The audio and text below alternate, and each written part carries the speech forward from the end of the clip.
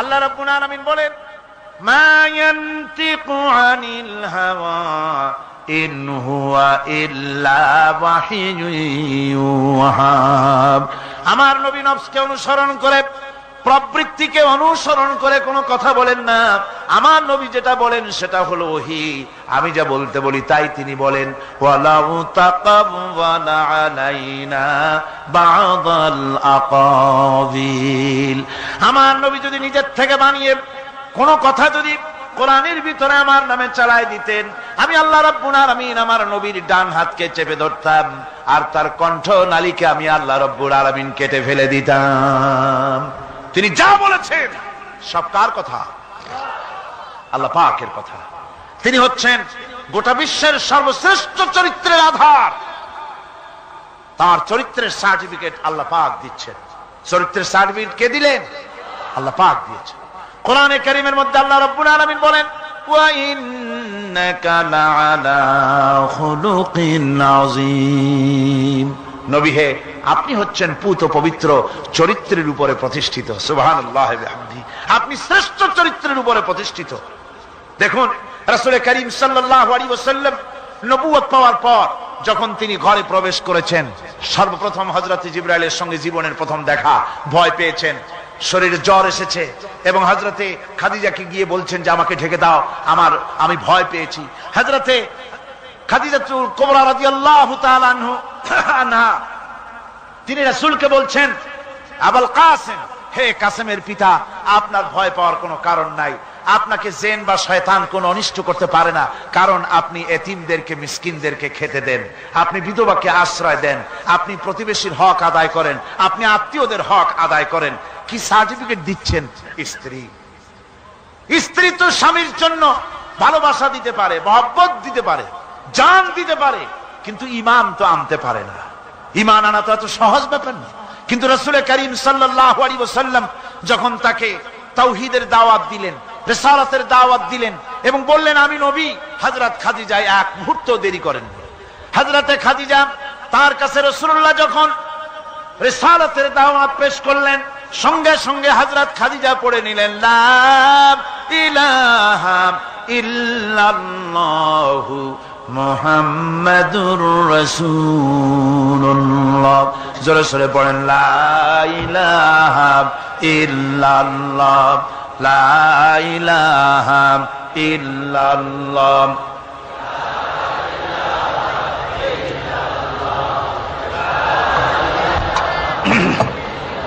মহব্বতের সাথে জোরে সোরে পড়েন, লা ইলাহা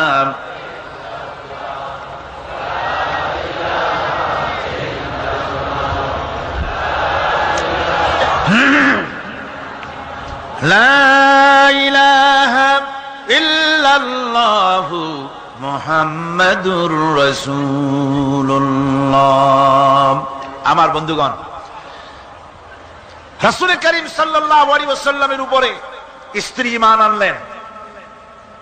খাদেম ছিলেন হযরতে যায়েদ। খাদেম তো তার প্রভুর জন্য জান দিতে পারে, মাল দিতে পারে, মহব্বত করতে পারে, সব পারে। খাদেম ঈমান আনতে পারে না, যেহেতু খাদেমের কাছে তার সাহেবের ইনস এন্ড আউট, তার ভেতর বাইরে সবকিছুই পরিষ্কার থাকে। হযরতে রাসূলের খাদেম ছিলেন হযরতে যায়েদ।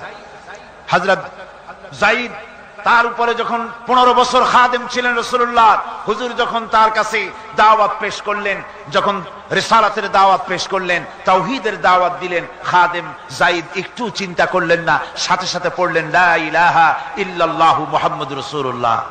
রাসূলের বন্ধু ছিলেন হযরত আবু বকর সিদ্দিক রাদিয়াল্লাহু তাআলা আনহু। 20 বছরের বন্ধু। কত বছরের বন্ধু? 20 বছর। 20 বছর বসে একজন বন্ধু আর একজন বন্ধুকে চিনতে মোটেই কিছু বাকি থাকে না। হযরত আবু বকর রাদিয়াল্লাহু তাআলা আনহু তার কাছে যখন রাসূলুল্লাহ নবুয়তের দাওয়াত পেশ করলেন, হযরতে আবু বকর রাদিয়াল্লাহু তাআলা আনহু এক মুহূর্ত দেরি করেন নাই, বলেছেন আপনার চরিত্র নবুয়তের চরিত্র। আগেই বুঝতে পেরেছি সাধারণ মানুষের চরিত্র এমন হতে পারে না। তিনিও কালেমা পড়ে মুসলমান হয়ে গেলেন। সাহাবায়ে কেরাম রাসূলের প্রতি এই মহব্বত, এই শ্রদ্ধা তারা পোষণ করেছেন। নবী তার চরিত্র দিয়ে মানুষের সামনে নিজেকে প্রকাশ করেছেন। তার চরিত্র দুই রকম ছিল না, চরিত্র একরকম ছিল। ব্যক্তিগত চরিত্র আর পারিবারিক চরিত্র দুই রকম না। তার ব্যক্তিগত যে চরিত্র, ওইটাই ছিল তার তার ঘরের চরিত্র, যেটা ছিল ঘরের সেটাই ছিল বাইরের। হযরত আয়েশা সিদ্দিকা রাদিয়াল্লাহু তাআলা আনহা সাহাবীদের প্রশ্নের জবাবে বলেছেন, রাসূলের চরিত্র হচ্ছে কোরআন। রাসূলের চরিত্র কি? কোরআন। রাসূলুল্লাহ এই পৃথিবীতে কেন আসছেন? আসার কারণ হলো তিনি হচ্ছেন আদর্শ। আল্লাহর নবী বলেছেন, লাকাদ কানা লাকুম ফি রাসূলিল্লাহি উসওয়াতুন হাসানাহ, তোমাদের জন্য গ্রহণযোগ্য মহত্তম আদর্শ হতেছে তোমাদের রাসূল। তোমাদের রাসূলের ভিতরেই তোমাদের আদর্শ রয়েছে, তার কাছ থেকে তোমরা আদর্শ গ্রহণ করো। তিনি এতিমের আদর্শ, শিশুর আদর্শ, কিশোরদের আদর্শ, যুবকের আদর্শ, তরুণের আদর্শ, বৃদ্ধের আদর্শ, পিতার আদর্শ, নানার আদর্শ, স্বামীর আদর্শ, সেনাপতির আদর্শ, শ্রমিকের আদর্শ, রাষ্ট্রপ্রধানেরও সকলের জন্য আদর্শ। যেই যুগে বেহাপনার উলঙ্গপনা দিয়েছিল সমাজ ভর্তি, আল্লাহর ঘর তাওয়াফ করে নারী আর পুরুষেরা উলঙ্গ হয়ে, সেই যুগে রাসূলুল্লাহ যখন কাবা শরীফ রিকনস্ট্রাকশন হচ্ছিল, পুনর্নির্মাণ হচ্ছিল, তখন তিনি বহন করছিলেন পাথরগুলি মাথায় করে। তার চাচা তাকে বললেন, তোমার তো বড্ড কষ্ট হচ্ছে, তুমি এখন এইটাকে ঘাড়ের উপরে, লুঙ্গিটা খুলা ঘাড়ের উপরে রেখে তারপর এটা বহন করো। হুজুর যখন লুঙ্গির গিরায় হাত দিয়েছেন খুলবেন এই চিন্তা করে, ঘাড়ের উপরে রেখে পাথর বহন করবেন, লুঙ্গির গিটে হাত দিয়েছেন, খোলেন নাই। লুঙ্গির গিটের উপরে হাত রেখে তিনি চিন্তা করলেন, এতগুলি লোকের সামনে কাপড়টা খুললে পরে কি শরম হবে। কাপড়টা খোলেনি নাই, শুধু খুললে পরে কি লজ্জা হবে। এই আগাম শরমের অনুভূতিতে মুহাম্মদ সাল্লাল্লাহু আলাইহি ওয়াসাল্লাম বেহুশ হয়ে জমিনের উপরে পড়ে গেছেন। আদর্শ কাকে বলে?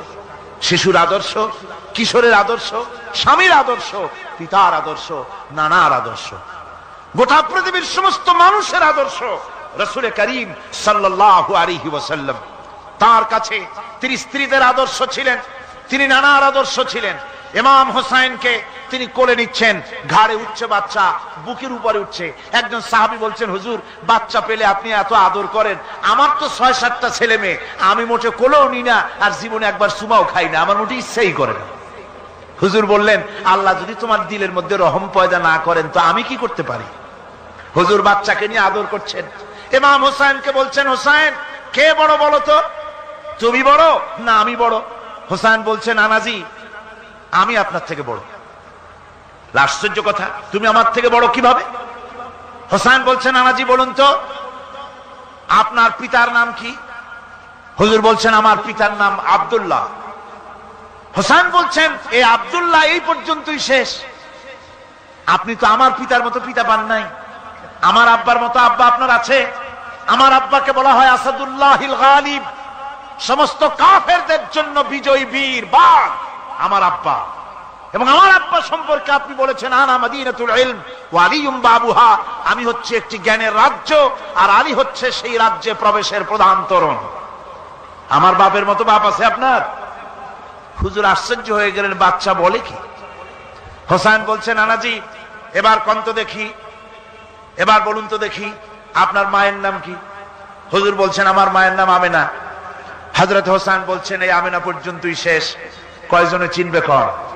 আমার মায়ের মতো একটা মা আপনার আছে? আমার মায়ের মতো একটা মা আপনি পেয়েছেন? আমার মাকে চেনেন? আমার মা হচ্ছেন জান্নাতের সাইয়্যিদাতুন নিসা, জান্নাতের সমস্ত মহিলাদের সরদারিনী আমার মা ফাতিমাতুজ জাহরা রাদিয়াল্লাহু তাআলা আনহা। আমার মায়ের মতো একটা মা আপনি পেয়েছেন? হোসেন বলছেন, নানাজি আরো বলবো নাকি? কয় হ্যাঁ বলো। বলছেন, নানাজি এবার কোন তো দেখি আপনার নানার নাম কি? হুজুর বলছেন, আমার নানার নাম আব্দুল ওয়াহাব। হোসেন বলছেন, এবার আপনি মানুষের কাছে জিজ্ঞেস করেন কয়জন এই আব্দুল ওয়াহাব রয়েছেন? আপনি কি আমার নানার মতো একটা নানা পেয়েছেন? আমার নানাকে আপনি জানেন? আমার নানা সাইয়্যিদুল মুরসালিন, আশরাফুল আম্বিয়া, রাহমাতুল লিল আলামিন, বিশ্বনবী জনাবে মুহাম্মদ রাসূলুল্লাহ সাল্লাল্লাহু আলাইহি ওয়াসাল্লাম।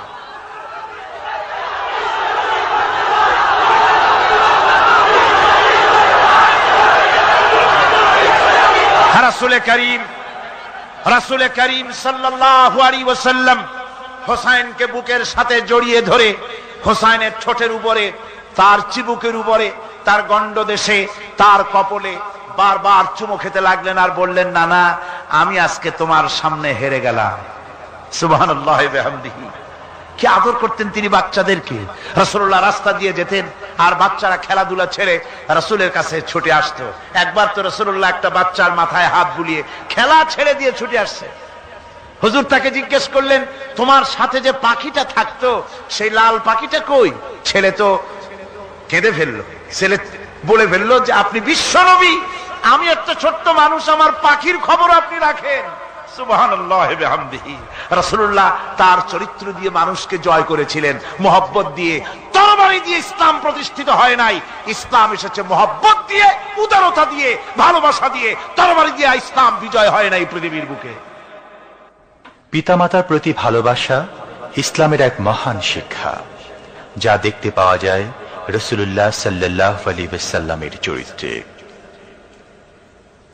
আল্লাহ রাব্বুল আলামিন বলেন, ওয়াকুল লাহুমা কাওলান কারীমা।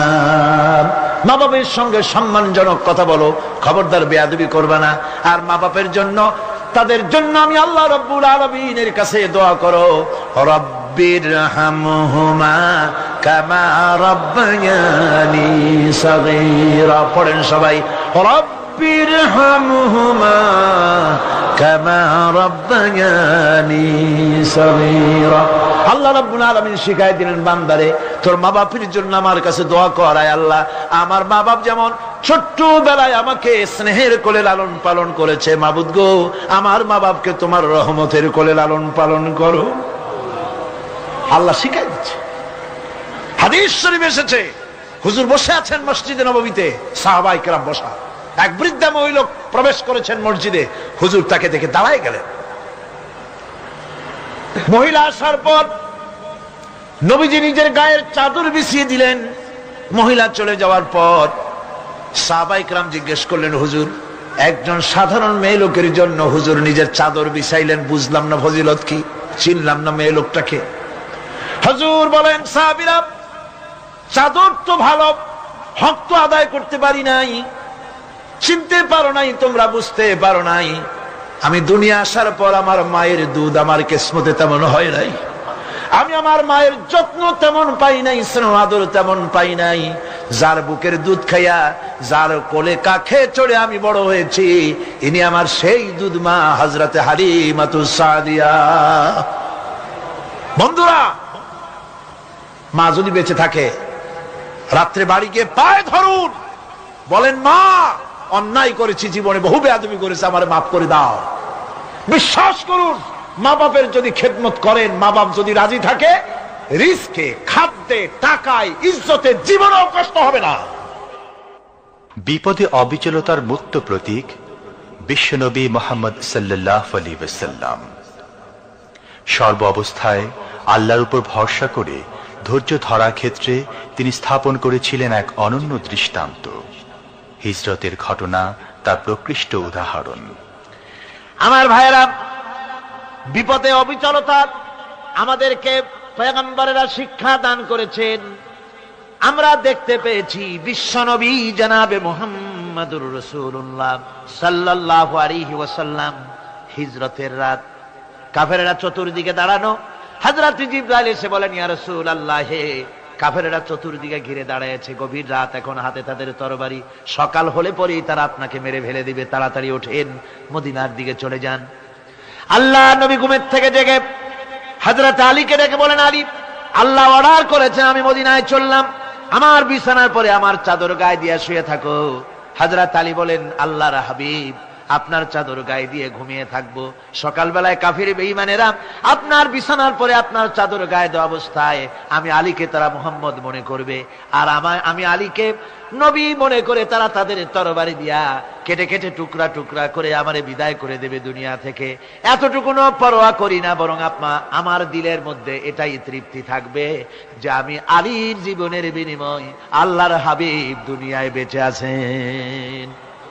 নবীজি ঘরের থেকে বেরোলেন, চতুর্দিকে কাফেররা দাঁড়ানো। আল্লাহ নবী হাতে এক মুষ্টি বালু হাতে নিয়ে শাহাতেল ওযু পড়ে 3 বার দম করে বালুগুলো ছেড়ে দিলেন। বালিগুলি ঘরের চতুর্দিকে কাফেরদের চোখে চলে গেল। পরবর্তী সময় রব্বুল আলামিন ডেকে বলেন, নবীরে, বালি যখন নিক্ষেপ আপনি করেছিলেন ধুলাগুলি, আপনি তো শুধু নিক্ষেপ করেছিলেন, কিন্তু চতুর্দিকে কাফেরদের চোখে গেল কেমনে? একদিকে মেরেছিলেন, সেই দিকেই তো যাওয়ার কথা ছিল, চতুর্দিকের কাফেরের চোখে চোখে সেগুলো পৌঁছে গেল কেমনে? ওয়ামা রামাইতা ইদ রামাইতা ওয়ালাকিন্নাল্লাহ রামা। আপনি নিক্ষেপ করেন নাই, যখন আপনি নিক্ষেপ করেছিলেন আপনি তো শুধু বালুকণা ছেড়েছেন, আর ওই বালুকণাগুলি ঘরের চতুর্দিকে সব কাফেরদের চোখে পৌঁছবার দায়িত্ব আমার কুদরত গ্রহণ করেছিল। আমার ভাইয়েরা, নবীজি বিপদে, এতগুলি শত্রু তরবারি নিয়ে তিনি বিপদে ধৈর্য হারা হন নাই। আস্তে করে ঘরের থেকে বেরিয়ে হযরত আবু বকরের বাড়িতে গিয়ে হাজির। দরজায় গিয়ে আওয়াজ দিলেন, আবু বকর। অমনি দরজা খুলে গেল। লাব্বাইক ওয়া সাদাইক। হুজুর বলেন, আবু বকর রে, একটা ডাকে কেমনে সাড়া দিলে? তুমি কি ঘুমাইছিলে না?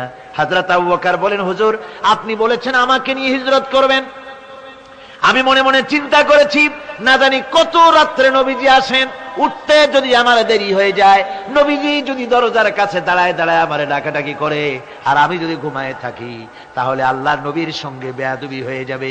এই মনে করে বিছানায় না ঘুমাইয়া আপনার গলার আওয়াজ শোনার জন্য এই দরজার সঙ্গে পিঠ লাগাইয়া লাগাইয়া দাঁড়াইয়া ঘুমাচ্ছিলাম।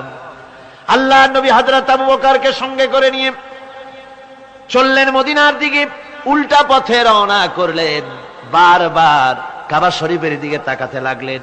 বুখারী শরীফে এসেছে, নবীজি বারবার কাবার দিকে তাকিয়ে বলতেছেন, রে কাবা, বড় আশা ছিল তোর কাছে থাকবো, তোর খেদমত করব, কিন্তু তোর নিষ্ঠুর সন্তানেরা তোর কাছে আমারে থাকতে দিল না রে। আল্লাহ নবী মিসফালা দিয়ে জাবালে কেদোয়ার উপর দিয়ে চলে গেলেন জাবালে সুরে। গুহার কাছে যখন গিয়েছেন, ফজর রক্ত হয়ে গেল। হযরত আবু বকর রাদিয়াল্লাহু তাআলা আনহু বলছেন, হুজুর, আর উপায় নাই, দিন হয়ে গেল, এখন বুঝি ধরা পড়ে যাব, ওই গুহার মধ্যে গিয়ে আশ্রয় নেই। তবে আপনি দাঁড়ান, গুহার ভিতরেই পাহাড়িয়া গুহা, বিচ্ছু থাকতে পারে, সাপ থাকতে পারে, আমি আগে ঢুকি, যদি কোনো হিংস্র প্রাণী থাকে আমার উপর দিয়া আঘাত হয়ে যাক, আল্লাহর নবী হেফাজতে থাকুক।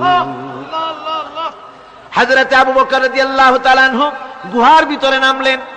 নেমে গুহা সাফ করে হুজুরকে ডাকলেন। হুজুর তাশরীফ ফরমালেন গুহার মধ্যে। হুজুর বলেন, আবু বকর, হেঁটে হেঁটে কষ্ট হয়ে গেছে, তুমি বসো, তোমার উরুর উপরে মাথা রেখে আমি একটু ঘুমায়ে যাই। আল্লাহর হাবিব ঘুমায় গেলেন। হযরত আবু বকর লক্ষ্য করে দেখেন চতুর্দিকে অনেকগুলি গর্ত দেখা যায়। এই গর্ত থেকে সাপ আসতে পারে, বিচ্ছু আসতে পারে মনে করে নিজের গায়ের চাদর ছিঁড়ে ছিঁড়ে গর্তগুলি বন্ধ করা শুরু করে দিলেন। কয়েকটা গর্ত বন্ধ করার মতো চাদর আর নাই, পাও দিয়ে চেপে ধরলেন। এক পাহাড়িয়া বিষধর সাপ বেরোবার জন্য চেষ্টা করে বেরোবার পথ খুঁজে না পেয়ে হযরত আবু বকরের পায়ের উপরে দংশন করেছে। বিষের যন্ত্রণায় হযরত আবু বকরের চোখ থেকে পানি দরদর করে পড়ছে। রাসূলুল্লাহর ঘুম ভেঙে গেল। আল্লাহর নবী তাকে বলেন, আবু বকর, চোখে পানি কেন? বাড়ির কথা বুঝি মনে পড়ে গেছে? হযরত আবু বকর বলেন, ইয়া রাসূলুল্লাহ, আল্লাহর নামে কসম করে বলি, যেই দিন আমি ঈমান এনেছি ওই দিন থেকে আমার মা বাপ, আমার কোলে আমার সন্তান, আমার স্ত্রী, আমার জায়গা জমি ঘর বাড়ি, এমনকি আমার নিজের আত্মার চাইতে হুজুর আপনারে ভালোবাসি বেশি। তাহলে কাঁদো কেন? হযরত আবু বকর বলেন, হুজুর, বাড়ির জন্য কাঁদি না, ছেলে পেলের জন্য কাঁদি না, সাপে দংশন করেছে, যন্ত্রণায় কাঁদতেছি। আল্লাহর নবী সঙ্গে সঙ্গে মুখ থেকে থুতু বার করে যন্ত্রণার জায়গায় লাগাই দিলেন। সঙ্গে সঙ্গে যন্ত্রণা বন্ধ হয়ে গেল। হুজুর বললেন, আবু বকর, প্রথম যখন তোমার এই আঘাত করেছিল সাপে, আমাকে কেন তাড়াতাড়ি বলো নাই? এতক্ষণ তো তোমার কষ্ট হতো না। হযরত আবু বকর বলেন, ইয়া রাসূলুল্লাহ, ওটা তো সাপে কাটার যন্ত্রণা, ওই যন্ত্রণায় আমার রক্ত জ্বলতেছে, যন্ত্রণায় যন্ত্রণায় আমার কলেজাটা যদি ফেটেও যেত, আল্লাহর হাবিব আরাম ফরমাচ্ছিলেন, আমি তাকে আরামে বিঘ্ন ঘটাতে পারতাম না। আমার ভাইয়েরা, হযরত আবু বকর, হযরত রাসূল দুজন বসে আছেন। এমনি সময় কাফের বেঈমানেরা খুঁজতে খুঁজতে জায়গা মতো এসে গেছে। একজনে বলে ভিতরে আছে, আর একজনে বলে নাই। পায়ের যদি থাকবে তাহলে মাকড়সায় জাল বুনালো কি করে, পাখি ডিম পেড়ে বসে আছে কি করে, তাদের সন্দেহ হতে লাগলো। এর মধ্যে নাই, একজন বলে আছে আর একজন বলে নাই। হযরত আবু বকর ভয়ের চোটে কেঁদে ফেলেছেন, হুজুর আর উপায় নাই। এই যে অবস্থা, এই অবস্থার ভিতরে এই অবস্থার ভেতরেও আল্লাহ নবী এতটুকু ঘাবড়ে যান নাই। শত্রুরা তরবারি নিয়ে এসেছে, সুযোগ পেলেই একটু তাকালেই দেখতে পাবে, তুলে মেরে ফেলে দেবে।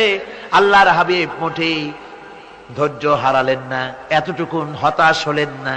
আল্লাহ পাকের হাবিব তার সাথীকে কি বললেন? তখন কোরআনে কারীম সূরা তাওবার মধ্যে আল্লাহ তা উদ্ধৃত করেছেন মুমিনদের জন্য, ইযহুমা ফিল গার ইয ইয়াকুলু লিসাহিবিহি লা তাহজান ইন্নাল্লাহা মা'ানা। ও আমার সাথী, ও বন্ধু, ভয় করো না, চিন্তা করো না, আমরা মাইনরিটি নই, আমরাই মেজরিটি। তার কারণ আল্লাহ আমাদের সাথে আছেন। সুবহানাল্লাহ।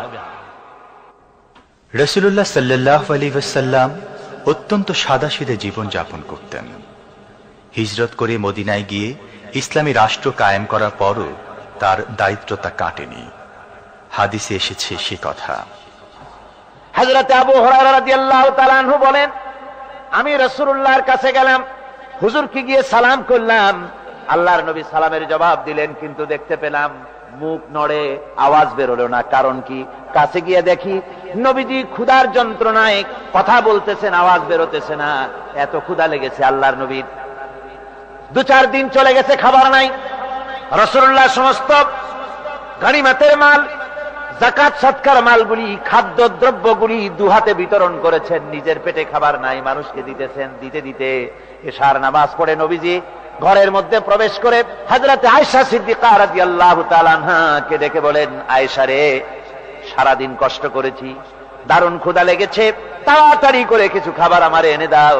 হযরত আয়েশা হুজুরের ক্ষুধার্ত শ্রান্ত ক্লান্ত চেহারার দিকে তাকাইয়া হযরত আয়েশা কেঁদে ফেলেছেন।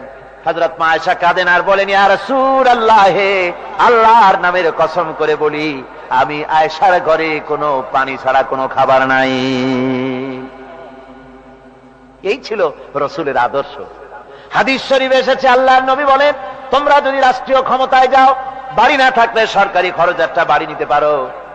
তোমার যদি যানবাহন না থাকে, সরকারি খরচে যানবাহন নিতে পারো। ছেলে মেয়ের কাপড় চোপড়, লেখাপড়া, শিক্ষা, চিকিৎসার জন্য যদি না থাকে, তাহলে তুমি সরকার থেকে নিতে পারো। কিন্তু এর থেকে এক চুল পরিমাণ যদি পাও বাড়াও, সরকারের মাল জনগণের মাল, এর থেকে প্রয়োজনের বাইরে যদি তুমি নিজের জন্য নিতে থাকো, কিয়ামতের দিন আল্লাহর দরবারে চোরের কাতারে তোমারে দাঁড়ানো লাগবে।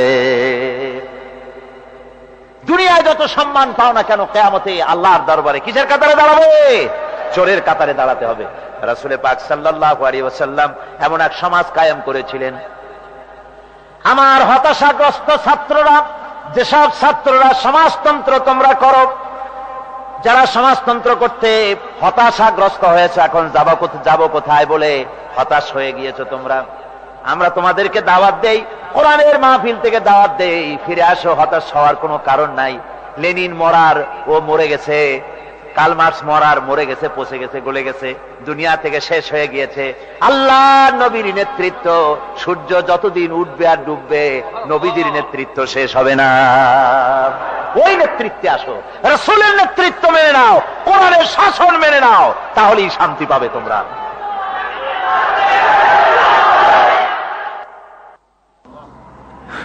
আল্লাহর নবী দুপুরে আরাম করতেছিলেন।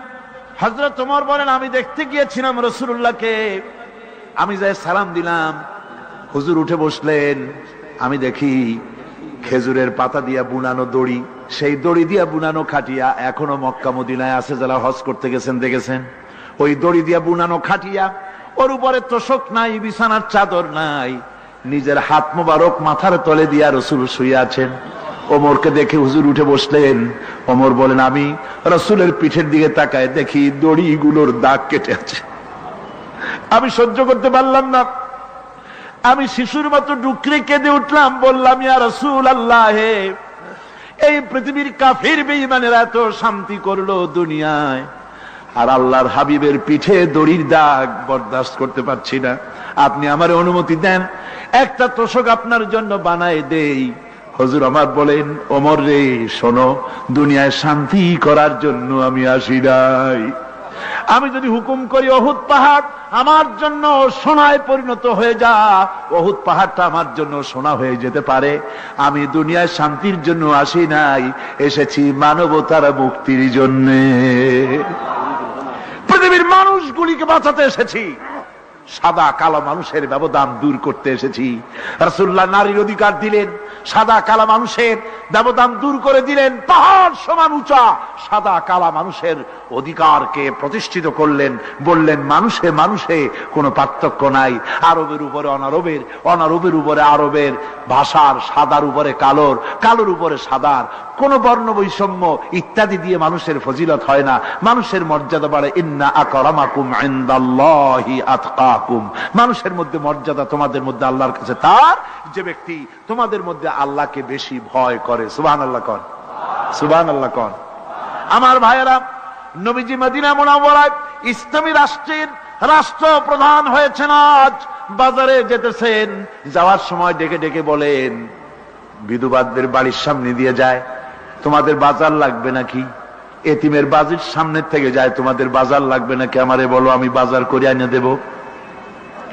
নিজের পেটে খাবার নাই, দুয়ারে দুয়ারে খাবার পৌঁছে গেছে, খাবারের অভাব নাই, মানুষ খাওয়া পেয়েছে, পড়া পেয়েছে, চুরি ডাকাতি বন্ধ হয়ে গেছে। হুজুর বলেন খায়রুল কুরুনে কারনি, সর্বশ্রেষ্ঠ যুগ আমার যুগ। সুদ বন্ধ হয়ে গেল। রাসূলুল্লাহ বললেন সুদ আর চলবে না, হারাম।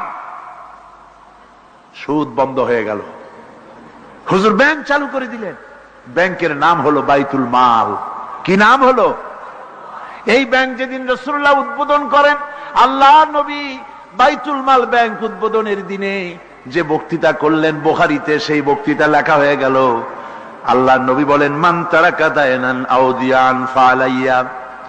আমার এই রাষ্ট্রের ভিতরে কোন মানুষ যদি ঋণগ্রস্ত অবস্থায় মারা যায় আর ঋণ পরিশোধ করার মতো অর্থ যদি তার কাছে না থাকে, তাহলে তার ঋণ পরিশোধের দায়িত্ব, তার বিধবা স্ত্রী আর তার এতিম বাল বাচ্চার সব দায়িত্ব আমি মুহাম্মদ সাল্লাল্লাহু আলাইহি ওয়াসাল্লাম আমার কাঁধের উপরে উঠাইয়া নিলাম। এমন সুন্দর রাষ্ট্র চালু হয়ে গেছে, মানুষ খাবার পেয়েছে, পড়ার পেয়েছে। বুড়োরা যাদের কাজ নাই, বুড়ো মানুষ কাজ করতে পারে না, তারা বসে বসে খাবারের ব্যবস্থা হয়ে গেছে। যুবকদের চাকরি হয়ে গেছে, বেকার কেউ আর বেকার নাই, সব কাজে ব্যস্ত হয়ে গেছে, মানুষের কাছে কাজ মিলেছে। কৃষক তাদের উৎপাদিত পণ্যের সঠিক মূল্য পাচ্ছে, শ্রমিক শ্রমের মর্যাদা পাচ্ছে, শ্রমিক মর্যাদা পাচ্ছে। রাসূলুল্লাহ বলেছেন শ্রমিক আর মালিক মনিব আর গোলামের সম্পর্ক না, সম্পর্ক ভাই ভাই। সম্পর্ক কি? শ্রমিকের মর্যাদা রাসূলুল্লাহ এভাবে দিলেন, নিজে শ্রম দিলেন। মদিনার 8 বছর চলে যাওয়ার পর হযরত আয়েশা রাসূলুল্লাহকে দেখলেন মাজা কুজা। হযরত আয়েশা বলেন হুজুর মাজাটা কুজা কেন? বয়সের কারণে হলো নাকি? হুজুর বলেন না, বয়সের কারণে হয় নাই। এই মদিনার চতুর্দিকে কাফির বেঈমানেরা যখন মদিনাকে আক্রমণ করেছিল, আমি তখন মদিনার চতুর্দিকে খন্দক পরিখা খনন করেছিলাম, 3 মাইল লম্বা, 15 ফিট গভীর, 30 ফিট চওড়া। সাহাবীরা মাটি কেটেছে, আমি মাটি বহন করেছি, আবার আমি মাটি কেটেছি, সাহাবীরা মাটি কেটেছে। মাটি কেটে আর মাটির ঝুড়ি বহন করে করে কোমরে যে বেদনা হয়েছিল আজ পর্যন্ত সেই বেদনা সেরে যায় নাই। এই হলো আমার রাসূল, এ হলো বিশ্ব নবী। কি নবী? সিল্লা এখন কি নবী?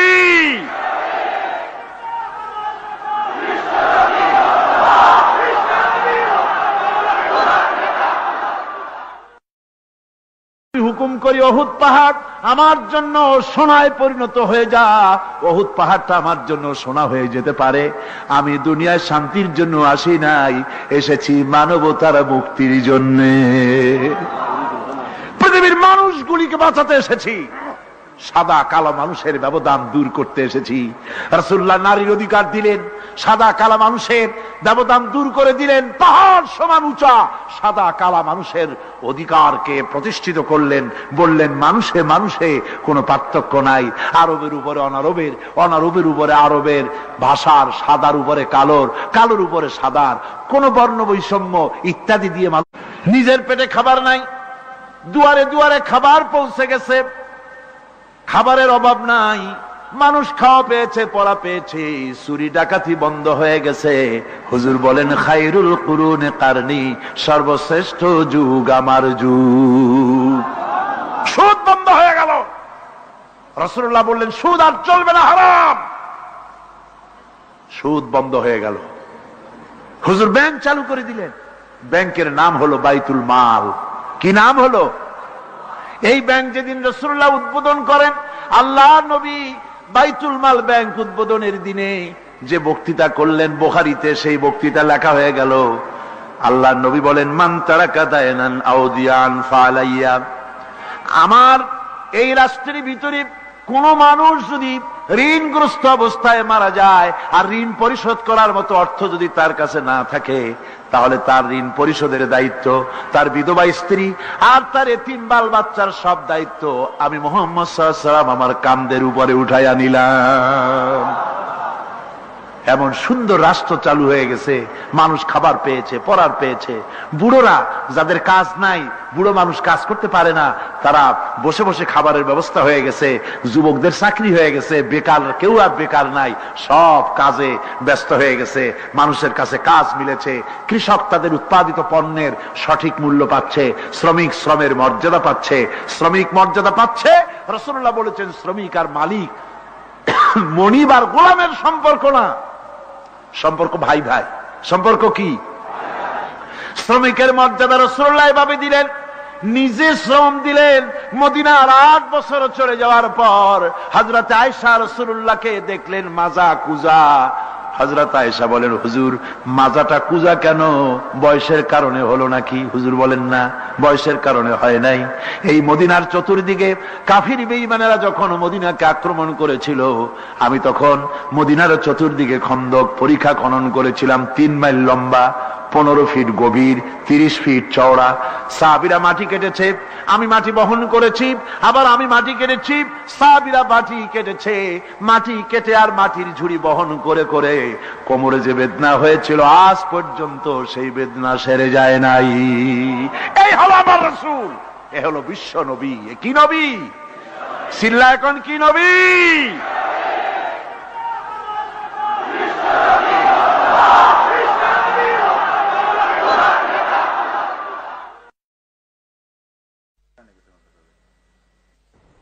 বিসমিল্লাহির রহমানির রহিম। সর্বযুগের সর্বকালের সর্বশ্রেষ্ঠ মহামানব রাহমাতুল্লিল আলামিন হযরত মুহাম্মদ সাল্লাল্লাহু আলাইহি ওয়াসাল্লাম, যার জীবনের প্রতিটি অংশে আছে শিক্ষা, মহান রব্বুল আলামিনের অকৃত্রিম বন্ধু রাসূলুল্লাহ সাল্লাল্লাহু আলাইহি ওয়াসাল্লামের জীবন থেকে শিক্ষা গ্রহণ আমাদের সবারই একান্ত কর্তব্য। এখন আমাদের সামনে রাসূল করিম সাল্লাল্লাহু আলাইহি ওয়াসাল্লামের জীবনের নানা দিক নিয়ে আলোচনা করছেন আন্তর্জাতিক খ্যাতিসম্পন্ন মুফাসসিরে কোরআন ও বিশিষ্ট ইসলামী চিন্তাবিদ হযরত মাওলানা দেলোয়ার হোসাইন সাঈদী। শব্দগ্রহণে মাহসিন সাউন্ড সিস্টেম, প্রযোজনায় সিএইচপি, পরিবেশনায় স্পন্দন অডিও ভিজুয়াল সেন্টার, ঢাকা। আল্লাহ রাব্বুল আলামিন বলেন মা ইয়ানতিকু আনিল হাওয়া ইন হুয়া ইল্লা ওয়াহিয়ুন ইউহা। আমার নবী নফসকে অনুসরণ করে, প্রবৃত্তিকে অনুসরণ করে কোনো কথা বলেন না। আমার নবী যেটা বলেন সেটা হলো ওহী। আমি যা বলতে বলি তাই তিনি বলেন। ওয়ালাউ তাকাওয়ালা আলাইনা বা'দাল আকাবিল। আমার নবী যদি নিজের থেকে বানিয়ে কোন কথা যদি কোরআনের ভিতরে আমার নামে চালায় দিতেন, আমি আল্লাহ রাব্বুল আলামিন আমার নবীর ডান হাতকে চেপে ধরতাম আর তার কণ্ঠ নালীকে আমি আল্লাহ রাব্বুল আলামিন কেটে ফেলে দিতাম। তিনি যা বলেছেন সব কার কথা? আল্লাহ পাকের কথা। তিনি হচ্ছেন গোটা বিশ্বের সর্বশ্রেষ্ঠ চরিত্রের আধার।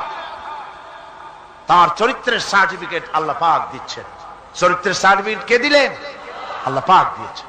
কোরআনে কারীমের মধ্যে আল্লাহ রাব্বুল আলামিন বলেন ওয়া ইন্নাকা লাআলা খুলুকিন আযীম। নবী হে, আপনি হচ্ছেন পুত পবিত্র চরিত্রের উপরে প্রতিষ্ঠিত। সুবহানাল্লাহি ওয়া বিহামদিহি।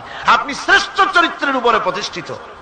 দেখুন রাসূল করিম সাল্লাল্লাহু আলাইহি ওয়াসাল্লাম নবুয়ত পাওয়ার পর যখন তিনি ঘরে প্রবেশ করেছেন, সর্বপ্রথম হযরত জিবরাইলের সঙ্গে জীবনের প্রথম দেখা, ভয় পেয়েছেন, শরীরে জ্বর এসেছে এবং হযরতে খাদিজাকে গিয়ে বলছেন যে আমাকে ঢেকে দাও, আমি ভয় পেয়েছি। হযরতে খাদিজাতুল কুবরা রাদিয়াল্লাহু তাআলা আনহা তিনি রাসূলকে বলছেন, আবুল কাসেম, হে কাসেমের পিতা, আপনার ভয় পাওয়ার কোনো কারণ নাই, আপনাকে জিন বা শয়তান কোনো অনিষ্ট করতে পারে না, কারণ আপনি এতিমদেরকে, মিসকিনদেরকে খেতে দেন, আপনি বিধবাকে আশ্রয় দেন, আপনি প্রতিবেশীর হক আদায় করেন, আপনি আত্মীয়দের হক আদায় করেন। কি সার্টিফিকেট দিচ্ছেন? স্ত্রী তো স্বামীর জন্য ভালোবাসা দিতে পারে, মহব্বত দিতে পারে, জান দিতে পারে, কিন্তু ঈমান তো আনতে পারে না।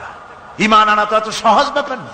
কিন্তু রাসূল করিম সাল্লাল্লাহু আলাইহি ওয়াসাল্লাম যখন তাকে তাওহীদের দাওয়াত দিলেন, রিসালাতের দাওয়াত দিলেন এবং বললেন আমি নবী, হযরত খাদিজা এক মুহূর্ত দেরি করেন।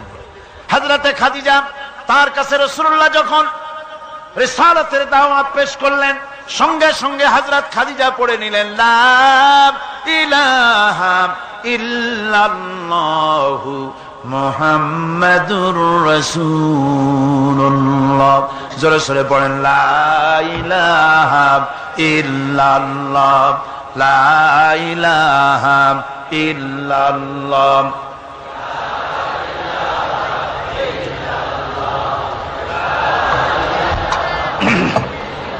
মুহাব্বতের সাথে জোরে জোরে পড়েন লা ইলাহা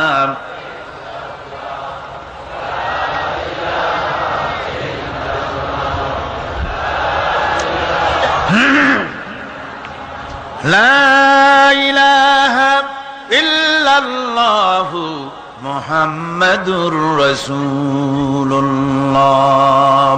আমার বন্ধুগণ,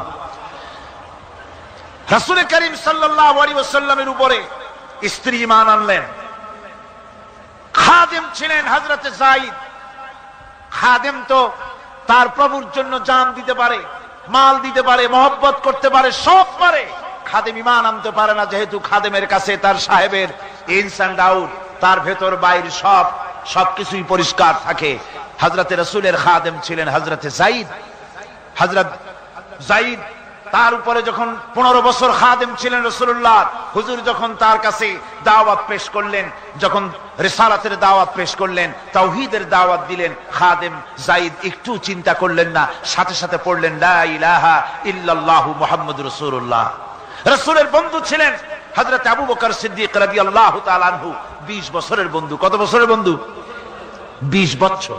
20 বছর বসে একজন বন্ধু আর একজন বন্ধুকে চিনতে মোটেই কিছু বাকি থাকে না। হযরত আবু বকর রাদিয়াল্লাহু তাআলা আনহু তার কাছে যখন রাসূলুল্লাহ নবুয়তের দাওয়াত পেশ করলেন, হযরতে আবু বকর রাদিয়াল্লাহু তাআলা আনহু এক মুহূর্ত দেরি করেন নাই, বলেছেন আপনার চরিত্র নবুয়তের চরিত্র। আগেই বুঝতে পেরেছি সাধারণ মানুষের চরিত্র এমন হতে পারে না। তিনিও কালেমা পড়ে মুসলমান হয়ে গেলেন। সাহাবায়ে কেরাম রাসূলের প্রতি এই মহব্বত, এই শ্রদ্ধা তারা পোষণ করেছেন। নবী তার চরিত্র দিয়ে মানুষের সামনে নিজেকে প্রকাশ করেছেন। তার চরিত্র দুই রকম ছিল না, চরিত্র একরকম ছিল। ব্যক্তিগত চরিত্র আর পারিবারিক চরিত্র দুই রকম না। তার ব্যক্তিগত যে চরিত্র ওইটাই ছিল তার ঘরের চরিত্র, যেটা ছিল ঘরের সেটাই ছিল বাইরের। হযরত আয়েশা সিদ্দিকা রাদিয়াল্লাহু তাআলা আনহা সাহাবীদের প্রশ্নের জবাবে বলেছেন রাসূলের চরিত্র হচ্ছে কোরআন। রাসূলের চরিত্র কি? কোরআন। রাসূলুল্লাহ এই পৃথিবীতে কেন আসছেন? আসার কারণ হলো তিনি হচ্ছেন আদর্শ। আল্লাহর নবী বলেছেন লাকাদ কানা লাকুম ফি রাসূলিল্লাহি উসওয়াতুন হাসানাহ, তোমাদের জন্য গ্রহণযোগ্য মহত্তম আদর্শ হতেছে তোমাদের রাসূল। তোমাদের রাসূলের ভিতরেই তোমাদের আদর্শ রয়েছে। তার কাছ থেকে তোমরা আদর্শ গ্রহণ করো। তিনি এতিমের আদর্শ, শিশুর আদর্শ, কিশোরদের আদর্শ, যুবকের আদর্শ, তরুণের আদর্শ, বৃদ্ধের আদর্শ, পিতার আদর্শ, নানার আদর্শ, স্বামীর আদর্শ, সেনাপতির আদর্শ, শ্রমিকের আদর্শ, রাষ্ট্রপ্রধানেরও সকলের জন্য আদর্শ। যেই যুগে বেহাপনার উলঙ্গপনা দিয়েছিল সমাজ ভর্তি, আল্লাহর ঘর তাওয়াফ করে নারী আর পুরুষেরা উলঙ্গ হয়ে, সেই যুগে রাসূলুল্লাহ যখন কাবা শরীফ রিকনস্ট্রাকশন হচ্ছিল, পুনর্নির্মাণ হচ্ছিল, তখন তিনি বহন করছিলেন পাথরগুলি মাথায় করে। তার চাচা তাকে বললেন তোমার তো বড্ড কষ্ট হচ্ছে, তুমি এখন এইটাকে ঘাড়ের উপরে লুঙ্গিটা খুলা ঘাড়ের উপরে রেখে তারপর এটা বহন করো। হুজুর যখন লুঙ্গির গিরায় হাত দিয়েছেন খুলবেন এই চিন্তা করে ঘাড়ের উপরে রেখে পাথর বহন করবেন, লুঙ্গির গিটে হাত দিয়েছেন খোলেন নাই। লুঙ্গির গিটের উপরে হাত রেখে তিনি চিন্তা করলেন এতগুলি লোকের সামনে কাপড়টা খুললে পরে কি শরম হবে। কাপড় তো খোলেনি নাই, শুধু খুললে পরে কি লজ্জা হবে। এই আগাম শরমের অনুভূতিতে মুহাম্মদ সাল্লাল্লাহু আলাইহি ওয়াসাল্লাম বেহুশ হয়ে জমিনের উপরে পড়ে গিয়েছেন। আদর্শ কাকে বলে? শিশুর আদর্শ, কিশোরের আদর্শ, স্বামীর আদর্শ, পিতার আদর্শ, নানার আদর্শ, গোটা পৃথিবীর সমস্ত মানুষের আদর্শ রাসূল করিম সাল্লাল্লাহু আলাইহি ওয়াসাল্লাম। তার কাছে তিনি স্ত্রীদের আদর্শ ছিলেন, তিনি নানার আদর্শ ছিলেন। ইমাম হোসেনকে তিনি কোলে নিচ্ছেন, ঘাড়ে উঠছে বাচ্চা, বুকের উপরে উঠছে। একজন সাহাবী বলছেন, হুজুর বাচ্চা পেলে আপনি এত আদর করেন, আমার তো ৬-৭টা ছেলে মেয়ে, আমি মোটে কোলেও নি না, আর জীবনে একবার সুমাও খাই না, আমার মোটে ইচ্ছাই করে না। হুজুর বললেন, আল্লাহ যদি তোমার দিলের মধ্যে রহম পয়দা না করেন তো আমি কি করতে পারি। হুজুর বাচ্চাকে নিয়ে আদর করছেন। ইমাম হোসেনকে বলছেন, হোসেন কে বড় বলো তো, তুমি বড় না আমি বড়? হোসেন বলছেন, নানাজি আমি আপনার থেকে বড়। আশ্চর্য কথা, তুমি আমার থেকে বড় কিভাবে? হোসেন বলছেন, নানাজি বলুন তো আপনার পিতার নাম কি? হুজুর বলছেন, আমার পিতার নাম আব্দুল্লাহ। হোসেন বলছেন, এই আব্দুল্লাহ এই পর্যন্তই শেষ, আপনি তো আমার পিতার মতো পিতা পান নাই, আমার আব্বার মতো আব্বা আপনার আছে। আমার আব্বাকে বলা হয় আসাদুল্লাহিল গালিব, সমস্ত কাফেরদের জন্য বিজয়ী বীর বাঘ আমার আব্বা। এবং আমার আব্বা সম্পর্কে আপনি বলেছেন, আনা মাদিনাতুল ইলম ওয়া আলিয়ুম বাবুহা, আমি হচ্ছে একটি জ্ঞানের রাজ্য আর আলী হচ্ছে সেই রাজ্যে প্রবেশের প্রধান তোরণ। আমার বাপের মতো বাপ আছে আপনার? হুজুর আশ্চর্য হয়ে গেলেন, বাচ্চা বলে কি? হোসেন বলছেন, নানাজি এবার কন্ত দেখি, এবার বলুন তো দেখি আপনার মায়ের নাম কি? হুজুর বলছেন, আমার মায়ের নাম আমেনা। হযরত হোসেন বলছেন, এই আমেনা পর্যন্তই শেষ, কয়জনে চিনবে কর? আমার মায়ের মতো একটা মা আপনার আছে? আমার মায়ের মতো একটা মা আপনি পেয়েছেন? আমার মাকে চেনেন? আমার মা হচ্ছেন জান্নাতের সাইয়্যিদাতুন নিসা, জান্নাতের সমস্ত মহিলাদের সরদারিনী আমার মা ফাতিমাতুজ জাহরা রাদিয়াল্লাহু তাআলা আনহা। আমার মায়ের মতো একটা মা আপনি পেয়েছেন? হোসেন বলছেন, নানাজি আরো বলবো নাকি? কয় হ্যাঁ বলো। বলছেন, নানাজি এবার কন্ত দেখি আপনার নানার নাম কি? হুজুর বলছেন, আমার নানার নাম আব্দুল ওয়াহাব। হোসেন বলছেন, এবার আপনি মানুষের কাছে জিজ্ঞেস করেন কয়জন এই আব্দুল ওয়াহাব রয়েছেন? আপনি কি আমার নানার মতো একটা নানা পেয়েছেন? আমার নানাকে আপনি জানেন? আমার নানা সাইয়্যিদুল মুরসালিন, আশরাফুল আম্বিয়া, রাহমাতুল লিল আলামিন, বিশ্বনবী জনাবে মুহাম্মদ রাসূলুল্লাহ সাল্লাল্লাহু আলাইহি ওয়াসাল্লাম।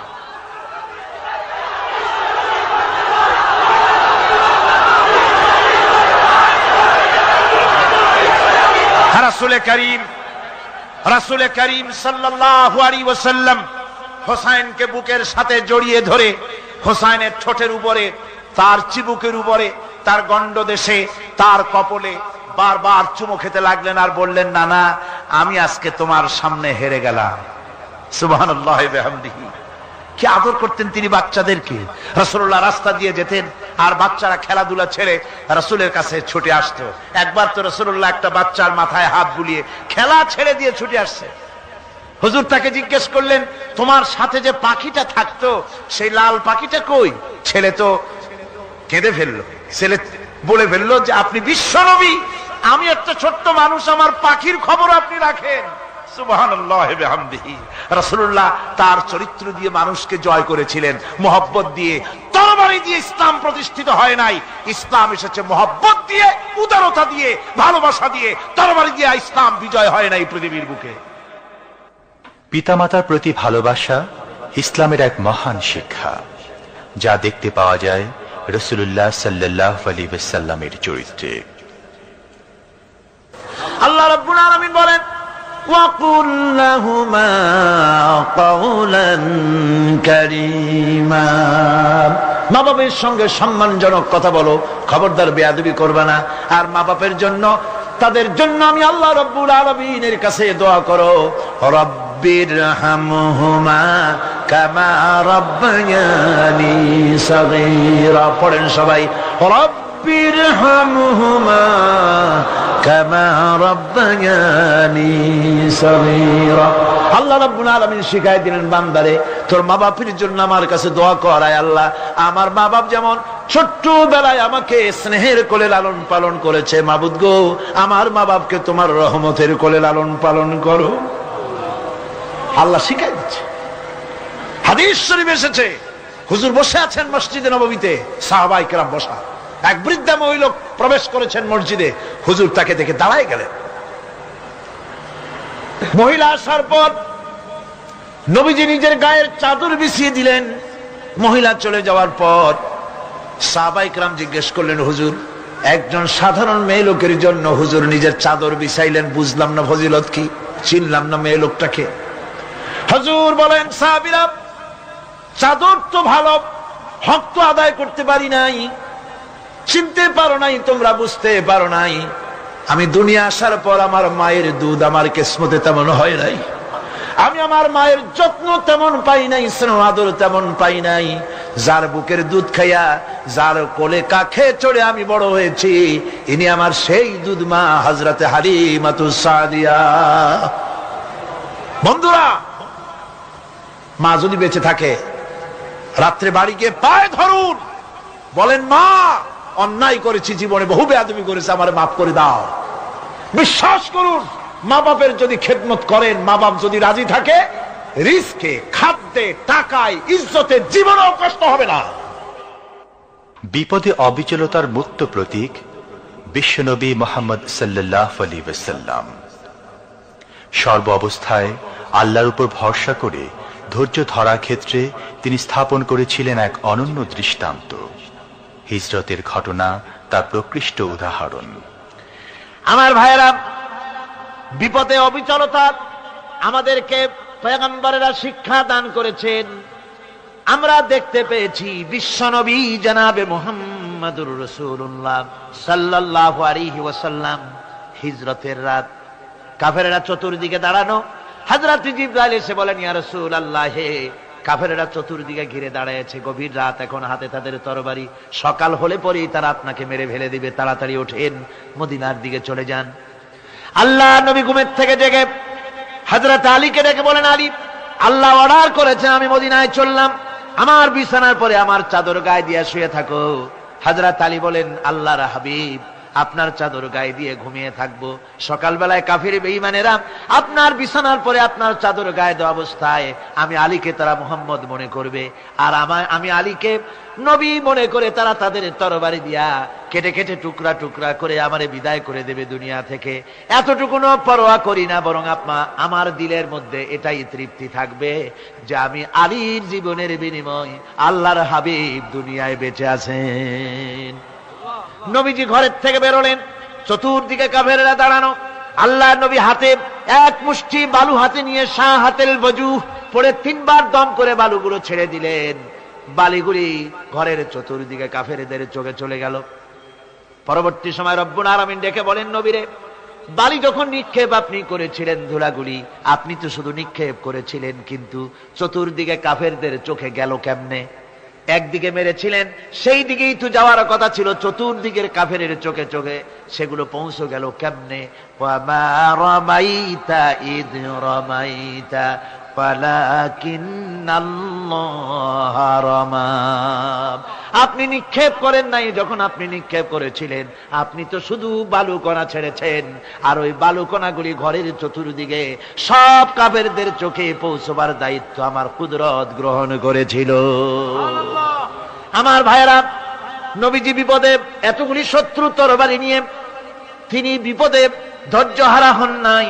আস্তে করে ঘরের থেকে বেরিয়ে হযরত আবু বকরের বাড়িতে গিয়ে হাজির। দরজায় গিয়ে আওয়াজ দিলেন, আবু বকর। অমনি দরজা খুলে গেল। লাব্বাইক ওয়া সাদাইক। হুজুর বলেন, আবু বকর রে, একটা ডাকে কেমনে সাড়া দিলে? তুমি কি ঘুমাইছিলে না? হযরত আবু বকর বলেন, হুজুর আপনি বলেছেন আমাকে নিয়ে হিজরত করবেন, আমি মনে মনে চিন্তা করেছি, না জানি কত রাত্রে নবীজি আসেন, উঠতে যদি আমার দেরি হয়ে যায়, নবীজি যদি দরজার কাছে দাঁড়ায় দাঁড়ায় আমারে ডাকাডাকি করে আর আমি যদি ঘুমায় থাকি, তাহলে আল্লাহর নবীর সঙ্গে বেয়াদবি হয়ে যাবে। এই মনে করে বিছানায় না ঘুমাইয়া আপনার গলার আওয়াজ শোনার জন্য এই দরজার সঙ্গে পিঠ লাগাইয়া লাগাইয়া দাঁড়াইয়া ঘুমাচ্ছিলাম। আল্লাহর নবী হযরত আবু বকরকে সঙ্গে করে নিয়ে চললেন মদিনার দিকে, উল্টা পথে রওনা করলেন। বারবার কাবা শরীফের দিকে তাকাতে লাগলেন। বুখারী শরীফে এসেছে, নবীজি বারবার কাবার দিকে তাকিয়ে বলতেছেন, রে কাবা, বড় আশা ছিল তোর কাছে থাকবো, তোর খেদমত করব, কিন্তু তোর নিষ্ঠুর সন্তানেরা তোর কাছে আমারে থাকতে দিল না রে। আল্লাহ নবী মিসফালা দিয়ে জাবালে কেদোয়ার উপর দিয়ে চলে গেলেন জাবালে সুরে। গুহার কাছে যখন গিয়েছেন, হযরত রক্ত হয়ে গেল। হযরত আবু বকর রাদিয়াল্লাহু তাআলা আনহু বলছেন, হুজুর আর উপায় নাই, দিন হয়ে গেল, এখন বুঝি ধরা পড়ে যাব, ওই গুহার মধ্যে গিয়ে আশ্রয় নেই। তবে আপনি দাঁড়ান, গুহার ভিতরে পাহাড়িয়া গুহা, বিচ্ছু থাকতে পারে, সাপ থাকতে পারে, আমি আগে ঢুকি, যদি কোনো হিংস্র প্রাণী থাকে আমার উপর দিয়া আঘাত হয়ে যাক, আল্লাহর নবী হেফাজতে থাকুক। হযরত আবু বকর রাদিয়াল্লাহু তাআলা আনহু গুহার ভিতরে নামলেন। নেমে গুহা সাফ করে হুজুরকে ডাকলেন। হুজুর তাশরীফ ফরমালেন গুহার মধ্যে। হুজুর বলেন, আবু বকর, হেঁটে হেঁটে কষ্ট হয়ে গেছে, তুমি বসো, তোমার উরুর উপরে মাথা রেখে আমি একটু ঘুমায়ে যাই। আল্লাহর হাবিব ঘুমায়ে গেলেন। হযরত আবু বকর লক্ষ্য করে দেখেন চতুর্দিকে অনেকগুলি গর্ত দেখা যায়। এই গর্ত থেকে সাপ আসতে পারে, বিচ্ছু আসতে পারে মনে করে নিজের গায়ের চাদর ছিঁড়ে ছিঁড়ে গর্তগুলি বন্ধ করা শুরু করে দিলেন। কয়েকটা গর্ত বন্ধ করার মতো চাদর আর নাই, পাও দিয়ে চেপে ধরলেন। এক পাহাড়িয়া বিষধর সাপ বেরোবার জন্য চেষ্টা করে বেরোবার পথ খুঁজে না পেয়ে হযরত আবু বকরের পায়ের উপরে দংশন করেছে। বিষের যন্ত্রণায় হযরত আবু বকরের চোখ থেকে পানি দরদর করে পড়ছে। রাসূলুল্লাহর ঘুম ভেঙে গেল। আল্লাহর নবী তাকে বলেন, আবু বকর, চোখে পানি কেন? বাড়ির কথা বুঝি মনে পড়ে গেছে? হযরত আবু বকর বলেন, ইয়া রাসূলুল্লাহ, আল্লাহর নামে কসম করে বলি, যেই দিন আমি ঈমান এনেছি ওই দিন থেকে আমার মা বাপ, আমার কোলে আমার সন্তান, আমার স্ত্রী, আমার জায়গা জমি ঘর বাড়ি, এমনকি আমার নিজের আত্মার চাইতে হুজুর আপনারে ভালোবাসি বেশি। তাহলে কাঁদো কেন? হযরত আবু বকর বলেন, হুজুর, বাড়ির জন্য কাঁদি না, ছেলে পেলের জন্য কাঁদি না, সাপে দংশন করেছে, যন্ত্রণায় কাঁদতেছি। আল্লাহ নবী সঙ্গে সঙ্গে মুখ থেকে থুতু বার করে যন্ত্রণার জায়গায় লাগাই দিলেন। সঙ্গে সঙ্গে যন্ত্রণা বন্ধ হয়ে গেল। হুজুর বললেন, আবু বকর, প্রথম যখন তোমার এই আঘাত করেছিল সাপে, আমাকে কেন তাড়াতাড়ি বলো নাই? এতক্ষণ তো তোমার কষ্ট হতো না। হযরত আবু বকর বলেন, ইয়া রাসূলুল্লাহ, ওটা তো সাপে কাটার যন্ত্রণা, ওই যন্ত্রণায় আমার রক্ত জ্বলতেছে, যন্ত্রণায় যন্ত্রণায় আমার কলেজাটা যদি ফেটেও যেত, আল্লাহর হাবিব আরাম ফরমাচ্ছিলেন, আমি তাকে আরামে বিঘ্ন ঘটাতে পারতাম না। আমার ভাইয়েরা, হযরতে আবু বকর, হযরতে রাসূল দুজন বসে আছেন। এমনি সময় কাফের বেঈমানেরা খুঁজতে খুঁজতে জায়গা মতো এসে গেছে। একজনে বলে ভিতরে আছে, আর একজনে বলে নাই। পায়ের যদি থাকবে তাহলে মাকড়সায় জাল বুনালো কি করে, পাখি ডিম পেড়ে বসে আছে কি করে, তাদের সন্দেহ হতে লাগলো। এর মধ্যে নাই, একজন বলে আছে আর একজন বলে নাই। হযরত আবু বকর ভয়ের চোটে কেঁদে ফেলেছেন, হুজুর আর উপায় নাই। এই যে অবস্থা, এই অবস্থার ভিতরে, এই অবস্থার ভেতরেও আল্লাহ নবী এতটুকু ঘাবড়ে যান নাই। শত্রুরা তরবারি নিয়ে এসেছে, সুযোগ পেলেই একটু তাকালেই দেখতে পাবে, তুলে মেরে ফেলে দেবে। আল্লাহর হাবিব মোটেই ধৈর্য হারালেন না, এতটুকু হতাশ হলেন না। আল্লাহ পাকের হাবিব তার সাথীকে কি বললেন? তখন কোরআনে কারীম সূরা তাওবার মধ্যে আল্লাহ তা উদ্ধৃত করেছেন মুমিনদের জন্য, ইযহুমা ফিল গার ইয ইয়াকুলু লিসাহিবিহি লা তাহজান ইন্নাল্লাহা মা'ানা। ও আমার সাথী, ও বন্ধু, ভয় করো না, চিন্তা করো না, আমরা মাইনরিটি নই, আমরাই মেজরিটি। তার কারণ আল্লাহ আমাদের সাথে আছেন। সুবহানাল্লাহ। রাসূলুল্লাহ সাল্লাল্লাহু আলাইহি ওয়াসাল্লাম অত্যন্ত সাদাসিধে জীবন যাপন করতেন। হিজরত করে মদিনায় গিয়ে ইসলামী রাষ্ট্র কায়েম করার পরও তার দায়িত্বটা কাটেনি। হাদিসে এসেছে সে কথা।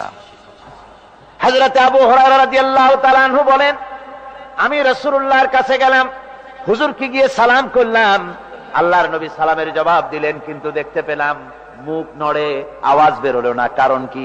কাছে গিয়ে দেখি নবীজি ক্ষুধার যন্ত্রণায় কথা বলতেছেন, আওয়াজ বেরোতেছে না। এত ক্ষুধা লেগেছে আল্লাহর নবীর। 2-4 দিন চলে গেছে, খাবার নাই। রাসূলুল্লাহ সমস্ত গনিমতের মাল, যাকাত সদকার মালগুলি, খাদ্য দ্রব্যগুলি দুহাতে বিতরণ করেছেন। নিজের পেটে খাবার নাই, মানুষকে দিতেছেন। দিতে দিতে এশার নামাজ পড়ে নবীজি ঘরের মধ্যে প্রবেশ করে হযরত আয়েশা সিদ্দিকা রাদিয়াল্লাহু তাআলা আনহাকে ডেকে বলেন, আয়েশা রে, সারাদিন কষ্ট করেছি, দারুণ ক্ষুধা লেগেছে, তাড়াতাড়ি করে কিছু খাবার আমারে এনে দাও। হযরত আয়েশা হুজুরের ক্ষুধার্ত শ্রান্ত ক্লান্ত চেহারার দিকে তাকাইয়া হযরত আয়েশা কেঁদে ফেলেছেন। হযরত মা আয়েশা কাঁদেন আর বলেন, ইয়া রাসূলুল্লাহ, হে আল্লাহর নামের কসম করে বলি, আমি আয়েশার ঘরে কোনো পানি ছাড়া কোনো খাবার নাই। এই ছিল রাসূলের আদর্শ। হাদিস শরীফে এসেছে, আল্লাহর নবী বলেন, তোমরা যদি রাষ্ট্রীয় ক্ষমতায় যাও, বাড়ি না থাকলে সরকারি খরচ একটা বাড়ি নিতে পারো। তোমার যদি যানবাহন না থাকে, সরকারি খরচে যানবাহন নিতে পারো। ছেলে মেয়ের কাপড় চোপড়, লেখাপড়া, শিক্ষা, চিকিৎসার জন্য যদি না থাকে, তাহলে তুমি সরকার থেকে নিতে পারো। কিন্তু এর থেকে এক চুল পরিমাণ যদি পাও বাড়াও, সরকারের মাল জনগণের মাল, এর থেকে প্রয়োজনের বাইরে যদি তুমি নিজের জন্য নিতে থাকো, কিয়ামতের দিন আল্লাহর দরবারে চোরের কাতারে তোমারে দাঁড়ানো লাগবে। দুনিয়ায় যত সম্মান পাও না কেন, কিয়ামতে আল্লাহর দরবারে কিসের কাতারে দাঁড়াবে? চোরের কাতারে দাঁড়াতে হবে। রাসূল পাক সাল্লাল্লাহু আলাইহি ওয়াসাল্লাম এমন এক সমাজ কায়েম করেছিলেন। আমার হতাশাগ্রস্ত ছাত্ররা, যেসব ছাত্ররা সমাজতন্ত্র তোমরা করো, যারা সমাজতন্ত্র করতে হতাশাগ্রস্ত হয়েছে, এখন যাব কোথায় বলে হতাশ হয়ে গিয়েছো তোমরা, আমরা তোমাদেরকে দাওয়াত দেই, কোরআনের মাহফিল থেকে দাওয়াত দেই, ফিরে আসো। হতাশ হওয়ার কোনো কারণ নাই। লেনিন মরার, ও মরে গেছে। কার্ল মার্কস মরার, মরে গেছে, পচে গেছে, গলে গেছে, দুনিয়া থেকে শেষ হয়ে গিয়েছে। আল্লাহর নবীর নেতৃত্ব, সূর্য যতদিন উঠবে আর ডুববে, নবীজির নেতৃত্ব শেষ হবে না। ওই নেতৃত্বে আসো, রাসূলের নেতৃত্ব মেনে নাও, কোরআনের শাসন মেনে নাও, তাহলেই শান্তি পাবে তোমরা।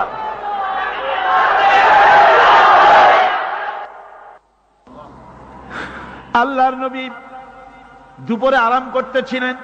হযরত ওমর বলেন, আমি দেখতে গিয়েছিলাম রাসূলুল্লাহকে, আমি যাই সালাম দিলাম, হুজুর উঠে বসলেন। আমি দেখি খেজুরের পাতা দিয়া বুনানো দড়ি, সেই দড়ি দিয়া বুনানো খাটিয়া এখনো মক্কা মদিনায় আছে, যারা হজ করতে গেছেন দেখেছেন। ওই দড়ি দিয়া বুনানো খাটিয়া, ওর উপরে তোশক নাই, বিছানার চাদর নাই, নিজের হাত মোবারক মাথার তলে দিয়া রাসূল শুয়ে আছেন। ওমরকে দেখে হুজুর উঠে বসলেন। ওমর বলেন, আমি রাসূলের পিঠের দিকে তাকায় দেখি দড়িগুলোর দাগ কেটে আছে। আমি সহ্য করতে পারলাম না, আমি শিশুর মতো ডুকরে কেঁদে উঠলাম, বললাম, ইয়া রাসূলুল্লাহ, এই পৃথিবীর কাফির বেঈমানেরা এত শান্তি করলো দুনিয়ায়, আর আল্লাহর হাবিবের পিঠে দড়ির দাগ বরদাস্ত করতে পারছি না। আপনি আমার অনুমতি দেন, একটা তোশক আপনার জন্য বানায় দেই। হুজুর আমার বলেন, ওমর রে, শোনো, দুনিয়ায় শান্তি করার জন্য আমি আসি নাই। আমি যদি হুকুম করি উহুদ পাহাড় আমার জন্য সোনায় পরিণত হয়ে যা, উহুদ পাহাড়টা আমার জন্য সোনা হয়ে যেতে পারে। আমি দুনিয়ায় শান্তির জন্য আসি নাই, এসেছি মানবতার মুক্তির জন্য। পৃথিবীর মানুষগুলিকে বাঁচাতে এসেছি, সাদা কালো মানুষের ব্যবধান দূর করতে এসেছি। রাসূলুল্লাহ নারীর অধিকার দিলেন, সাদা কালা মানুষের ব্যবধান দূর করে দিলেন। পাহাড় সমান উঁচা সাদা কালা মানুষের অধিকারকে প্রতিষ্ঠিত করলেন, বললেন মানুষে মানুষে কোনো পার্থক্য নাই। আরবের উপরে অনারবের, অনারবের উপরে আরবের, ভাষার, সাদার উপরে কালোর, কালোর উপরে সাদার, কোন বর্ণ বৈষম্য ইত্যাদি দিয়ে মানুষের ফজিলত হয় না। মানুষের মর্যাদা বাড়ে। ইন্না আকরামাকুম ইনদাল্লাহি আতকাকুম, মানুষের মধ্যে মর্যাদা তোমাদের মধ্যে আল্লাহর কাছে তার, যে ব্যক্তি তোমাদের মধ্যে আল্লাহকে বেশি ভয় করে। সুবহানাল্লাহ কোন, সুবহানাল্লাহ কোন। আমার ভাইয়েরা, নবীজি মদিনা মুনাওয়ারায় ইসলামী রাষ্ট্রের রাষ্ট্রপ্রধান হয়েছেন। আজ বাজারে যেতেছেন, যাওয়ার সময় ডেকে ডেকে বলেন, বিধবাদের বাড়ির সামনে দিয়ে যায়, তোমাদের বাজার লাগবে নাকি? এতিমের বাড়ির সামনে থেকে যায়, তোমাদের বাজার লাগবে নাকি? আমারে বলো, আমি বাজার করে এনে দেব। নিজের পেটে খাবার নাই, দুয়ারে দুয়ারে খাবার পৌঁছে গেছে, খাবারের অভাব নাই, মানুষ খাওয়া পেয়েছে, পড়া পেয়েছে, চুরি ডাকাতি বন্ধ হয়ে গেছে। হুজুর বলেন খায়রুল কুরুনে কারনি, সর্বশ্রেষ্ঠ যুগ আমার যুগ। সুদ বন্ধ হয়ে গেল। রাসূলুল্লাহ বললেন সুদ আর চলবে না, হারাম। সুদ বন্ধ হয়ে গেল। হুজুর ব্যাংক চালু করে দিলেন। ব্যাংকের নাম হলো বাইতুল মাল। কি নাম হলো? এই ব্যাংক যেদিন রাসূলুল্লাহ উদ্বোধন করেন, আল্লাহ নবী বাইতুল মাল ব্যাংক উদ্বোধনের দিনে যে বক্তৃতা করলেন, বুখারীতে সেই বক্তৃতা লেখা হয়ে গেল।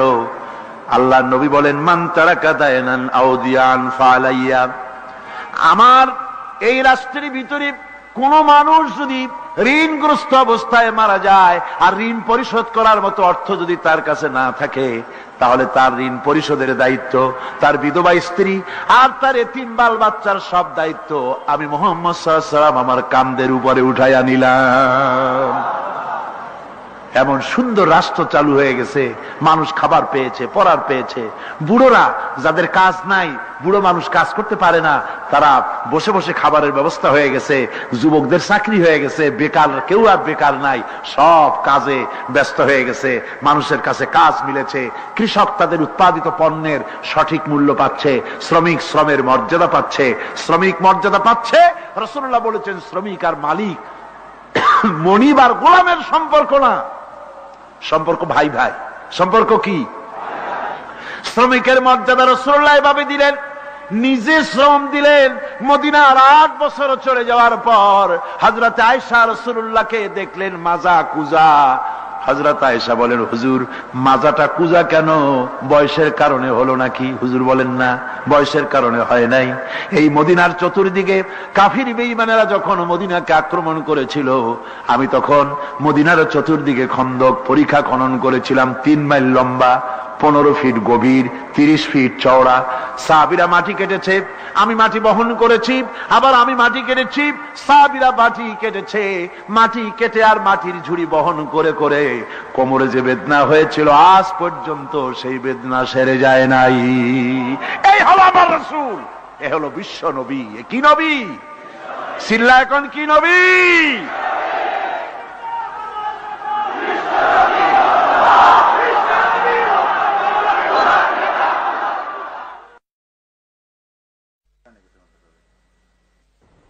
বিসমিল্লাহির রহমানির রহিম।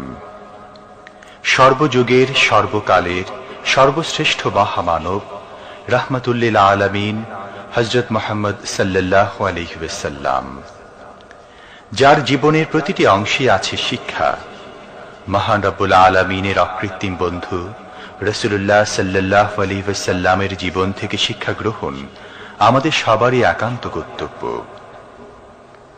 এখন আমাদের সামনে রাসূল করিম সাল্লাল্লাহু আলাইহি ওয়াসাল্লামের জীবনের নানা দিক নিয়ে আলোচনা করছেন আন্তর্জাতিক খ্যাতিসম্পন্ন মুফাসসিরে কোরআন ও বিশিষ্ট ইসলামী চিন্তাবিদ হযরত মাওলানা দেলোয়ার হোসাইন সাঈদী।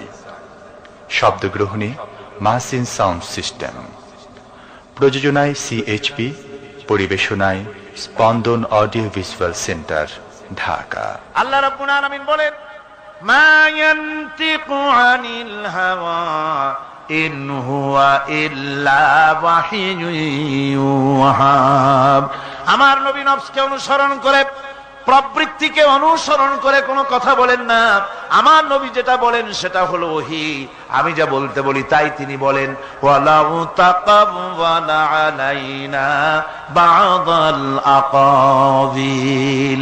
আমার নবী যদি নিজের থেকে বানিয়ে কোন কথা যদি কোরআনের ভিতরে আমার নামে চালায় দিতেন, আমি আল্লাহ রাব্বুল আলামিন আমার নবীর ডান হাতকে চেপে ধরতাম আর তার কণ্ঠ নালীকে আমি আল্লাহ রাব্বুল আলামিন কেটে ফেলে দিতাম। তিনি যা বলেছেন সব কার কথা? আল্লাহ পাকের কথা। তিনি হচ্ছেন গোটা বিশ্বের সর্বশ্রেষ্ঠ চরিত্রের আধার। তার চরিত্রের সার্টিফিকেট আল্লাহ পাক দিচ্ছেন। চরিত্রের সার্টিফিকেট কে দিলেন? আল্লাহ পাক দিয়েছেন। কোরআনে কারীমের মধ্যে আল্লাহ রাব্বুল আলামিন বলেন ওয়া ইন্নাকা লাআলা খুলুকিন আযীম। নবী হে, আপনি হচ্ছেন পুত পবিত্র চরিত্রের উপরে প্রতিষ্ঠিত। সুবহানাল্লাহি ওয়া বিহামদিহি। আপনি শ্রেষ্ঠ চরিত্রের উপরে প্রতিষ্ঠিত। দেখুন রাসূল করিম সাল্লাল্লাহু আলাইহি ওয়াসাল্লাম নবুয়ত পাওয়ার পর যখন তিনি ঘরে প্রবেশ করেছেন, সর্বপ্রথম হযরত জিবরাইলের সঙ্গে জীবনের প্রথম দেখা, ভয় পেয়েছেন, শরীরে জ্বর এসেছে এবং হযরতে খাদিজাকে গিয়ে বলছেন যে আমাকে ঢেকে দাও, আমি ভয় পেয়েছি। হযরতে খাদিজাতুল কুবরা রাদিয়াল্লাহু তাআলা আনহা তিনি রাসূলকে বলছেন, আবুল কাসেম, হে কাসেমের পিতা, আপনার ভয় পাওয়ার কোনো কারণ নাই, আপনাকে জিন বা শয়তান কোনো অনিষ্ট করতে পারে না, কারণ আপনি এতিমদেরকে, মিসকিনদেরকে খেতে দেন, আপনি বিধবাকে আশ্রয় দেন, আপনি প্রতিবেশীর হক আদায় করেন, আপনি আত্মীয়দের হক আদায় করেন। কি সার্টিফিকেট দিচ্ছেন? স্ত্রী তো স্বামীর জন্য ভালোবাসা দিতে পারে, মহব্বত দিতে পারে, জান দিতে পারে, কিন্তু ঈমান তো আনতে পারে না। ঈমান আনা তো এত সহজ ব্যাপার না। কিন্তু রাসূল করিম সাল্লাল্লাহু আলাইহি ওয়াসাল্লাম যখন তাকে তাওহীদের দাওয়াত দিলেন, রিসালাতের দাওয়াত দিলেন এবং বললেন আমি নবী, হযরত খাদিজা এক মুহূর্ত দেরি করেন। হযরতে খাদিজা তার কাছে রাসূলুল্লাহ যখন রিসালাতের দাওয়াত পেশ করলেন, সঙ্গে সঙ্গে হযরত খাদিজা পড়ে নিলেন লা ইলাহা ইল্লাল্লাহু মুহাম্মাদুর রাসূলুল্লাহ। জোরে সোরে পড়েন লা ইলাহা ইল্লাল্লাহ, লা ইলাহা ইল্লাল্লাহ।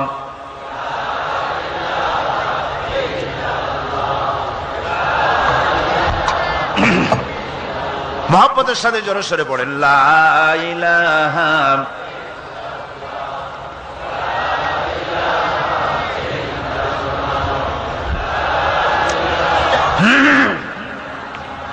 লা ইলাহা ইল্লাল্লাহু মুহাম্মাদুর রাসূলুল্লাহ। আমার বন্ধুগণ,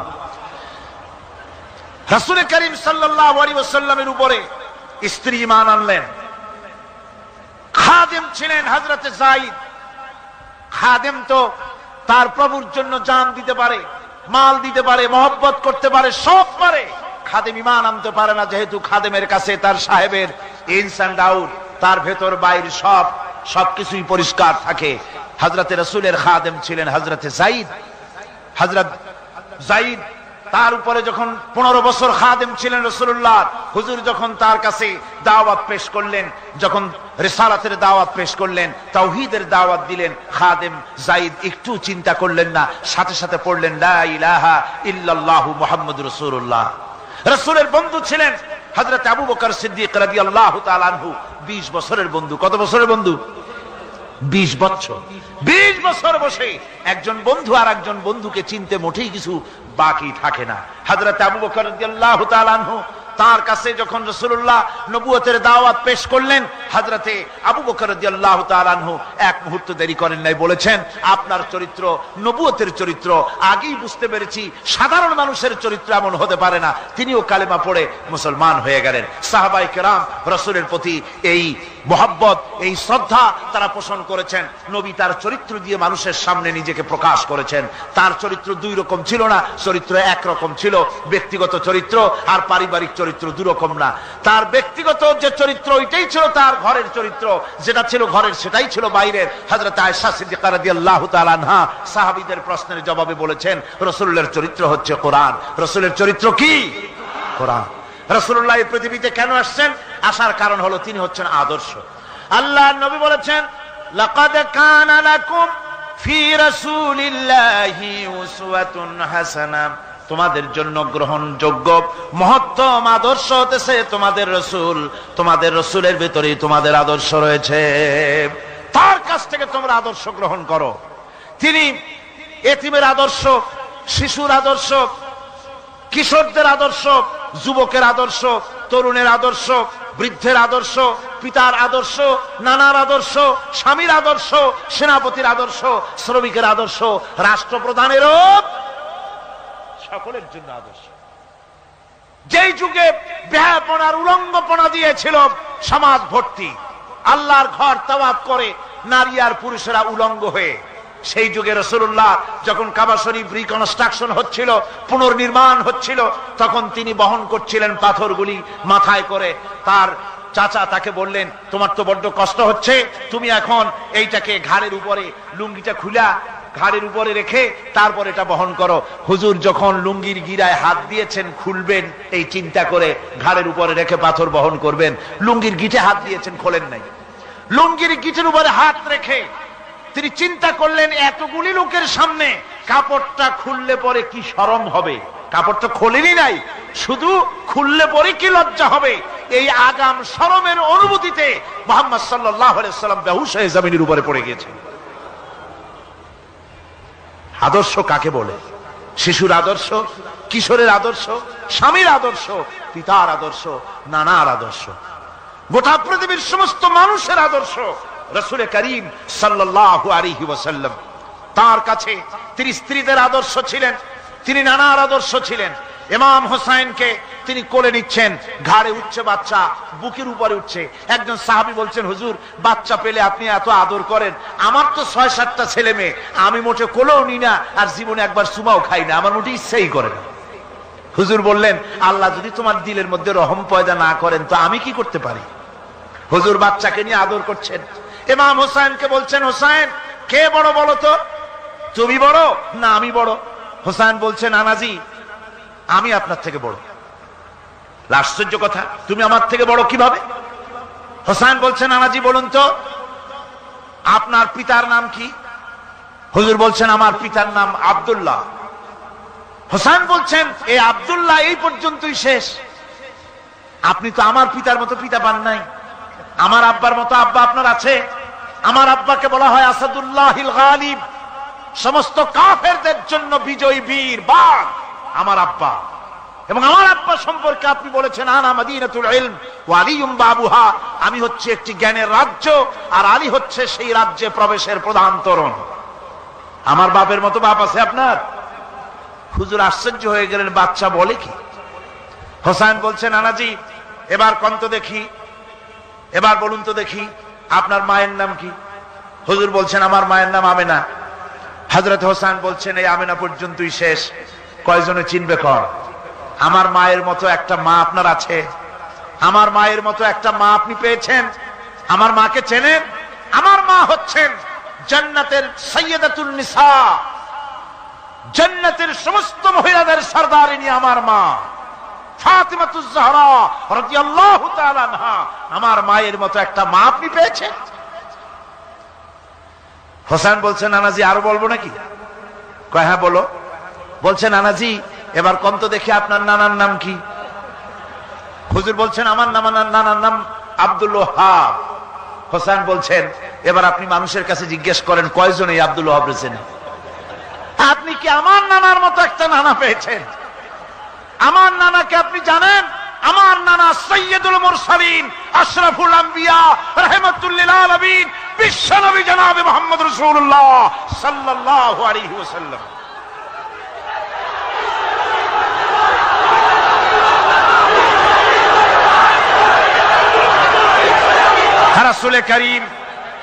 রাসূল করিম সাল্লাল্লাহু আলাইহি ওয়াসাল্লাম হোসেনকে বুকের সাথে জড়িয়ে ধরে হোসেনের ঠোঁটের উপরে, তার চিবুকের উপরে, তার গণ্ডদেশে, তার কপলে বারবার চুমো খেতে লাগলেন আর বললেন, নানা আমি আজকে তোমার সামনে হেরে গেলাম। সুবহানাল্লাহ ওয়া বিহামদিহি। কি আদর করতেন তিনি বাচ্চাদেরকে। রাসূলুল্লাহ রাস্তা দিয়ে যেতেন আর বাচ্চারা খেলাধুলা ছেড়ে রাসূলের কাছে ছুটে আসতো। একবার তো রাসূলুল্লাহ একটা বাচ্চার মাথায় হাত বুলিয়ে খেলা ছেড়ে দিয়ে ছুটে আসছে। হুজুর তাকে জিজ্ঞেস করলেন, তোমার সাথে যে পাখিটা থাকতো সেই লাল পাখিটা কই? ছেলে তো কেঁদে ফেললো। ছেলে বলে ফেললো যে আপনি বিশ্বনবী, আমি একটা ছোট্ট মানুষ, আমার পাখির খবর আপনি রাখেন। সুবহানাল্লাহ ওয়া বিহামদিহি। রাসূলুল্লাহ তার চরিত্র দিয়ে মানুষকে জয় করেছিলেন, মুহাব্বত দিয়ে। তরবারি দিয়ে ইসলাম প্রতিষ্ঠিত হয় নাই, ইসলাম এসেছে মুহাব্বত দিয়ে, উদারতা দিয়ে, ভালোবাসা দিয়ে। তরবারি দিয়ে ইসলাম বিজয় হয় নাই পৃথিবীর বুকে। পিতামাতার প্রতি ভালোবাসা ইসলামের এক মহান শিক্ষা, যা দেখতে পাওয়া যায় রাসূলুল্লাহ সাল্লাল্লাহু আলাইহি ওয়াসাল্লামের চরিত্রে। আল্লাহ রাব্বুল আলামিন বলেন, وَقُلْ لَهُمَا قَوْلًا كَرِيمًا, মা বাবার সঙ্গে সম্মানজনক কথা বলো, খবরদার বেয়াদবি করবে না। আর মা বাপের জন্য তাদের জন্য আমি আল্লাহ রাব্বুল আলামিনের কাছে দোয়া করো, রব্বিরহামহুমা কামা রাব্বায়ানি সাগীরা। পড়েন সবাই, রব্বিরহামহুমা কামা রাব্বায়ানি সাগীরা। আল্লাহ রাব্বুল আলামিন শিখাই দিলেন, বান্দারে তোর মা বাপের জন্য আমার কাছে দোয়া কর, আয় আল্লাহ আমার মা বাপ যেমন ছোট্ট বেলায় আমাকে স্নেহের কোলে লালন পালন করেছে, মাবুদ গো আমার মা বাপকে তোমার রহমতের কোলে লালন পালন করো। আল্লাহ শিখাই দিচ্ছে। হাদিস শরীফ এসেছে, হুজুর বসে আছেন মসজিদে নববীতে, সাহাবায়ে কেরাম বসা, এক বৃদ্ধা মহিলা প্রবেশ করেছেন মসজিদে, হুজুর তাকে দেখে দাঁড়ায় গেলেন। মহিলা আসার পর নবীজি নিজের গায়ের চাদর বিছিয়ে দিলেন।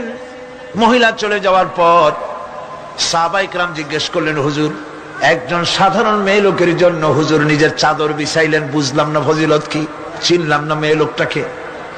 হুজুর বলেন, সাহাবীরা চাদর তো ভালো, হক তো আদায় করতে পারি নাই, চিনতে পারো নাই, তোমরা বুঝতে পারো নাই, আমি দুনিয়া আসার পর আমার মায়ের দুধ আমার কিসমতে তেমন হয় নাই, আমি আমার মায়ের যত্ন তেমন পাই নাই, স্নেহ আদর তেমন পাই নাই। যার বুকের দুধ খাইয়া, যার কোলে কাখে চড়ে আমি বড় হয়েছি, ইনি আমার সেই দুধ মা হযরতে হালিমাতুস সাদিয়া। বন্ধুরা, মা যদি বেঁচে থাকে, রাত্রে বাড়ি গিয়ে পায়ে ধরুন, বলেন মা অন্যায় করেছি, জীবনে বহু বেয়াদবি করেছি, আমার মাফ করে দাও। বিশ্বাস করুন, মা বাপের যদি খেদমত করেন, মা বাপ যদি রাজি থাকে, রিস্কে, খাদ্যে, টাকায়, ইজ্জতে জীবনেও কষ্ট হবে না। বিপদে অবিচলতার মুক্ত প্রতীক বিশ্বনবী মুহাম্মদ সাল্লাল্লাহু আলাইহি ওয়াসাল্লাম। সর্ব অবস্থায় আল্লাহর উপর ভরসা করে ধৈর্য ধরার ক্ষেত্রে তিনি স্থাপন করেছিলেন এক অনন্য দৃষ্টান্ত। হিজরতের ঘটনা তার প্রকৃষ্ট উদাহরণ। আমার ভাইয়েরা, বিপদে অবিচলতা আমাদেরকে পয়গম্বরেরা শিক্ষা দান করেছেন। আমরা দেখতে পেয়েছি বিশ্বনবী জনাবে মুহাম্মদুর রাসূলুল্লাহ সাল্লাল্লাহু আলাইহি ওয়াসাল্লাম হিজরতের রাত, কাফেররা চতুর্দিকে দাঁড়ানো, হযরত জিবরাইল এসে বলেন, ইয়া রাসূলুল্লাহ, হে কাফেররা চতুর্দিকে ঘিরে দাঁড়িয়েছে, গভীর রাত, এখন হাতে তাদের তরবারি, সকাল হলে পরেই তারা আপনাকে মেরে ফেলে দিবে, তাড়াতাড়ি ওঠেন, মদিনার দিকে চলে যান। আল্লাহ নবী ঘুমের থেকে জেগে হযরত আলীকে ডেকে বলেন, আলী, আল্লাহ অর্ডার করেছেন আমি মদিনায় চললাম, আমার বিছানার পরে আমার চাদর গায়ে দিয়ে শুয়ে থাকো। হযরত আলী বলেন, আল্লাহর হাবিব, আপনার চাদর গায়ে দিয়ে ঘুমিয়ে থাকবো, সকালবেলায় কাফির বেঈমানেরা আপনার বিছানার পরে আপনার চাদর গায়ে দেওয়া অবস্থায় আমি আলীকে তারা মুহাম্মদ মনে করবে, আর আমি আলীকে নবী মনে করে তারা তাদের তরবারি দিয়া কেটে কেটে টুকরা টুকরা করে আমারে বিদায় করে দেবে দুনিয়া থেকে। এতটুকুনো পরোয়া করি না, বরং আমার দিলের মধ্যে এটাই তৃপ্তি থাকবে যে আমি আলীর জীবনের বিনিময় আল্লাহর হাবিব দুনিয়ায় বেঁচে আছেন। নবীজি ঘরের থেকে বেরোলেন, চতুর্দিকে কাফেররা দাঁড়ানো, আল্লাহ নবী হাতে এক মুষ্টি বালু হাতে নিয়ে শাহাতেল ওযু পড়ে 3 বার দম করে বালুগুলো ছেড়ে দিলেন। বালিগুলি ঘরের চতুর্দিকে কাফেরদের চোখে চলে গেল। পরবর্তী সময় রব্বুল আলামিন ডেকে বলেন, নবীরে, বালি যখন নিক্ষেপ আপনি করেছিলেন, ধুলাগুলি আপনি তো শুধু নিক্ষেপ করেছিলেন, কিন্তু চতুর্দিকে কাফেরদের চোখে গেল কেমনে? একদিকে মেরেছিলেন, সেই দিকেই তো যাওয়ার কথা ছিল, চতুর্দিকের কাফেরের চোখে চোখে সেগুলো পৌঁছে গেল কেমনে? ওয়ামা রামাইতা ইদ রামাইতা ওয়ালাকিন্নাল্লাহ রামা। আপনি নিক্ষেপ করেন নাই, যখন আপনি নিক্ষেপ করেছিলেন আপনি তো শুধু বালুকণা ছেড়েছেন, আর ওই বালুকণাগুলি ঘরের চতুর্দিকে সব কাফেরদের চোখে পৌঁছবার দায়িত্ব আমার কুদরত গ্রহণ করেছিল। আমার ভাইয়েরা, নবীজি বিপদে, এতগুলি শত্রু তরবারি নিয়ে তিনি বিপদে ধৈর্য হারা হন নাই, আস্তে করে ঘরের থেকে বেরিয়ে হযরত আবু বকরের বাড়িতে গিয়ে হাজির। দরজায় গিয়ে আওয়াজ দিলেন, আবু বকর। অমনি দরজা খুলে গেল, লাব্বাইক ওয়া সাদাইক। হুজুর বলেন, আবু বকর রে, একটা ডাকে কেমনে সাড়া দিলে? তুমি কি ঘুমাইছিলে না? হযরত আবু বকর বলেন, হুজুর আপনি বলেছেন আমাকে নিয়ে হিজরত করবেন, আমি মনে মনে চিন্তা করেছি, না জানি কত রাত্রে নবীজি আসেন, উঠতে যদি আমার দেরি হয়ে যায়, নবীজি যদি দরজার কাছে দাঁড়ায় দাঁড়ায় আমারে ডাকাডাকি করে আর আমি যদি ঘুমায় থাকি, তাহলে আল্লাহর নবীর সঙ্গে বেয়াদবি হয়ে যাবে। এই মনে করে বিছানায় না ঘুমাইয়া আপনার গলার আওয়াজ শোনার জন্য এই দরজার সঙ্গে পিঠ লাগাইয়া লাগাইয়া দাঁড়াইয়া ঘুমাচ্ছিলাম। আল্লাহর নবী হযরত আবু বকরকে সঙ্গে করে নিয়ে চললেন মদিনার দিকে, উল্টা পথে রওনা করলেন। বারবার কাবা শরীফের দিকে তাকাতে লাগলেন। বুখারী শরীফে এসেছে, নবীজি বারবার কাবার দিকে তাকিয়ে বলতেছেন, রে কাবা, বড় আশা ছিল তোর কাছে থাকবো, তোর খেদমত করব, কিন্তু তোর নিষ্ঠুর সন্তানেরা তোর কাছে আমারে থাকতে দিল না রে। আল্লাহ নবী মিসফালা দিয়ে জাবালে কেদোয়ার উপর দিয়ে চলে গেলেন জাবালে সুরে। গুহার কাছে যখন গিয়েছেন, হযরত রক্ত হয়ে গেল। হযরত আবু বকর রাদিয়াল্লাহু তাআলা আনহু বলছেন, হুজুর আর উপায় নাই, দিন হয়ে গেল, এখন বুঝি ধরা পড়ে যাব, ওই গুহার মধ্যে গিয়ে আশ্রয় নেই। তবে আপনি দাঁড়ান, গুহার ভিতরে পাহাড়িয়া গুহা, বিচ্ছু থাকতে পারে, সাপ থাকতে পারে, আমি আগে ঢুকি, যদি কোনো হিংস্র প্রাণী থাকে আমার উপর দিয়া আঘাত হয়ে যাক, আল্লাহর নবী হেফাজতে থাকুক। হযরত আবু বকর রাদিয়াল্লাহু তাআলা আনহু গুহার ভিতরে নামলেন। নেমে গুহা সাফ করে হুজুরকে ডাকলেন। হুজুর তাশরীফ ফরমালেন গুহার মধ্যে। হুজুর বলেন, আবু বকর, হেঁটে হেঁটে কষ্ট হয়ে গেছে, তুমি বসো, তোমার উরুর উপরে মাথা রেখে আমি একটু ঘুমায়ে যাই। আল্লাহর হাবিব ঘুমায় গেলেন। হযরত আবু বকর লক্ষ্য করে দেখেন চতুর্দিকে অনেকগুলি গর্ত দেখা যায়। এই গর্ত থেকে সাপ আসতে পারে, বিচ্ছু আসতে পারে মনে করে নিজের গায়ের চাদর ছিঁড়ে ছিঁড়ে গর্তগুলি বন্ধ করা শুরু করে দিলেন। কয়েকটা গর্ত বন্ধ করার মতো চাদর আর নাই, পাও দিয়ে চেপে ধরলেন। এক পাহাড়িয়া বিষধর সাপ বেরোবার জন্য চেষ্টা করে বেরোবার পথ খুঁজে না পেয়ে হযরত আবু বকরের পায়ের উপরে দংশন করেছে। বিষের যন্ত্রণায় হযরত আবু বকরের চোখ থেকে পানি দরদর করে পড়ছে। রাসূলুল্লাহর ঘুম ভেঙে গেল। আল্লাহর নবী তাকে বলেন, আবু বকর, চোখে পানি কেন? বাড়ির কথা বুঝি মনে পড়ে গেছে? হযরত আবু বকর বলেন, ইয়া রাসূলুল্লাহ, আল্লাহর নামে কসম করে বলি, যেই দিন আমি ঈমান এনেছি ওই দিন থেকে আমার মা বাপ, আমার কোলে আমার সন্তান, আমার স্ত্রী, আমার জায়গা জমি ঘর বাড়ি, এমনকি আমার নিজের আত্মার চাইতে হুজুর আপনারে ভালোবাসি বেশি। তাহলে কাঁদো কেন? হযরত আবু বকর বলেন, হুজুর, বাড়ির জন্য কাঁদি না, ছেলে পেলের জন্য কাঁদি না, সাপে দংশন করেছে, যন্ত্রণায় কাঁদতেছি। আল্লাহ নবী সঙ্গে সঙ্গে মুখ থেকে থুতু বার করে যন্ত্রণার জায়গায় লাগাই দিলেন। সঙ্গে সঙ্গে যন্ত্রণা বন্ধ হয়ে গেল। হুজুর বললেন, আবু বকর, প্রথম যখন তোমার এই আঘাত করেছিল সাপে, আমাকে কেন তাড়াতাড়ি বলো নাই? এতক্ষণ তো তোমার কষ্ট হতো না। হযরত আবু বকর বলেন, ইয়া রাসূলুল্লাহ, ওটা তো সাপে কাটার যন্ত্রণা, ওই যন্ত্রণায় আমার রক্ত জ্বলতেছে, যন্ত্রণায় যন্ত্রণায় আমার কলেজাটা যদি ফেটেও যেত, আল্লাহর হাবিব আরাম ফরমাচ্ছিলেন, আমি তাকে আরামে বিঘ্ন ঘটাতে পারতাম না। আমার ভাইয়েরা, হযরতে আবু বকর, হযরতে রাসূল দুজন বসে আছেন। এমনি সময় কাফের বেঈমানেরা খুঁজতে খুঁজতে জায়গা মতো এসে গেছে। একজনে বলে ভিতরে আছে, আর একজনে বলে নাই।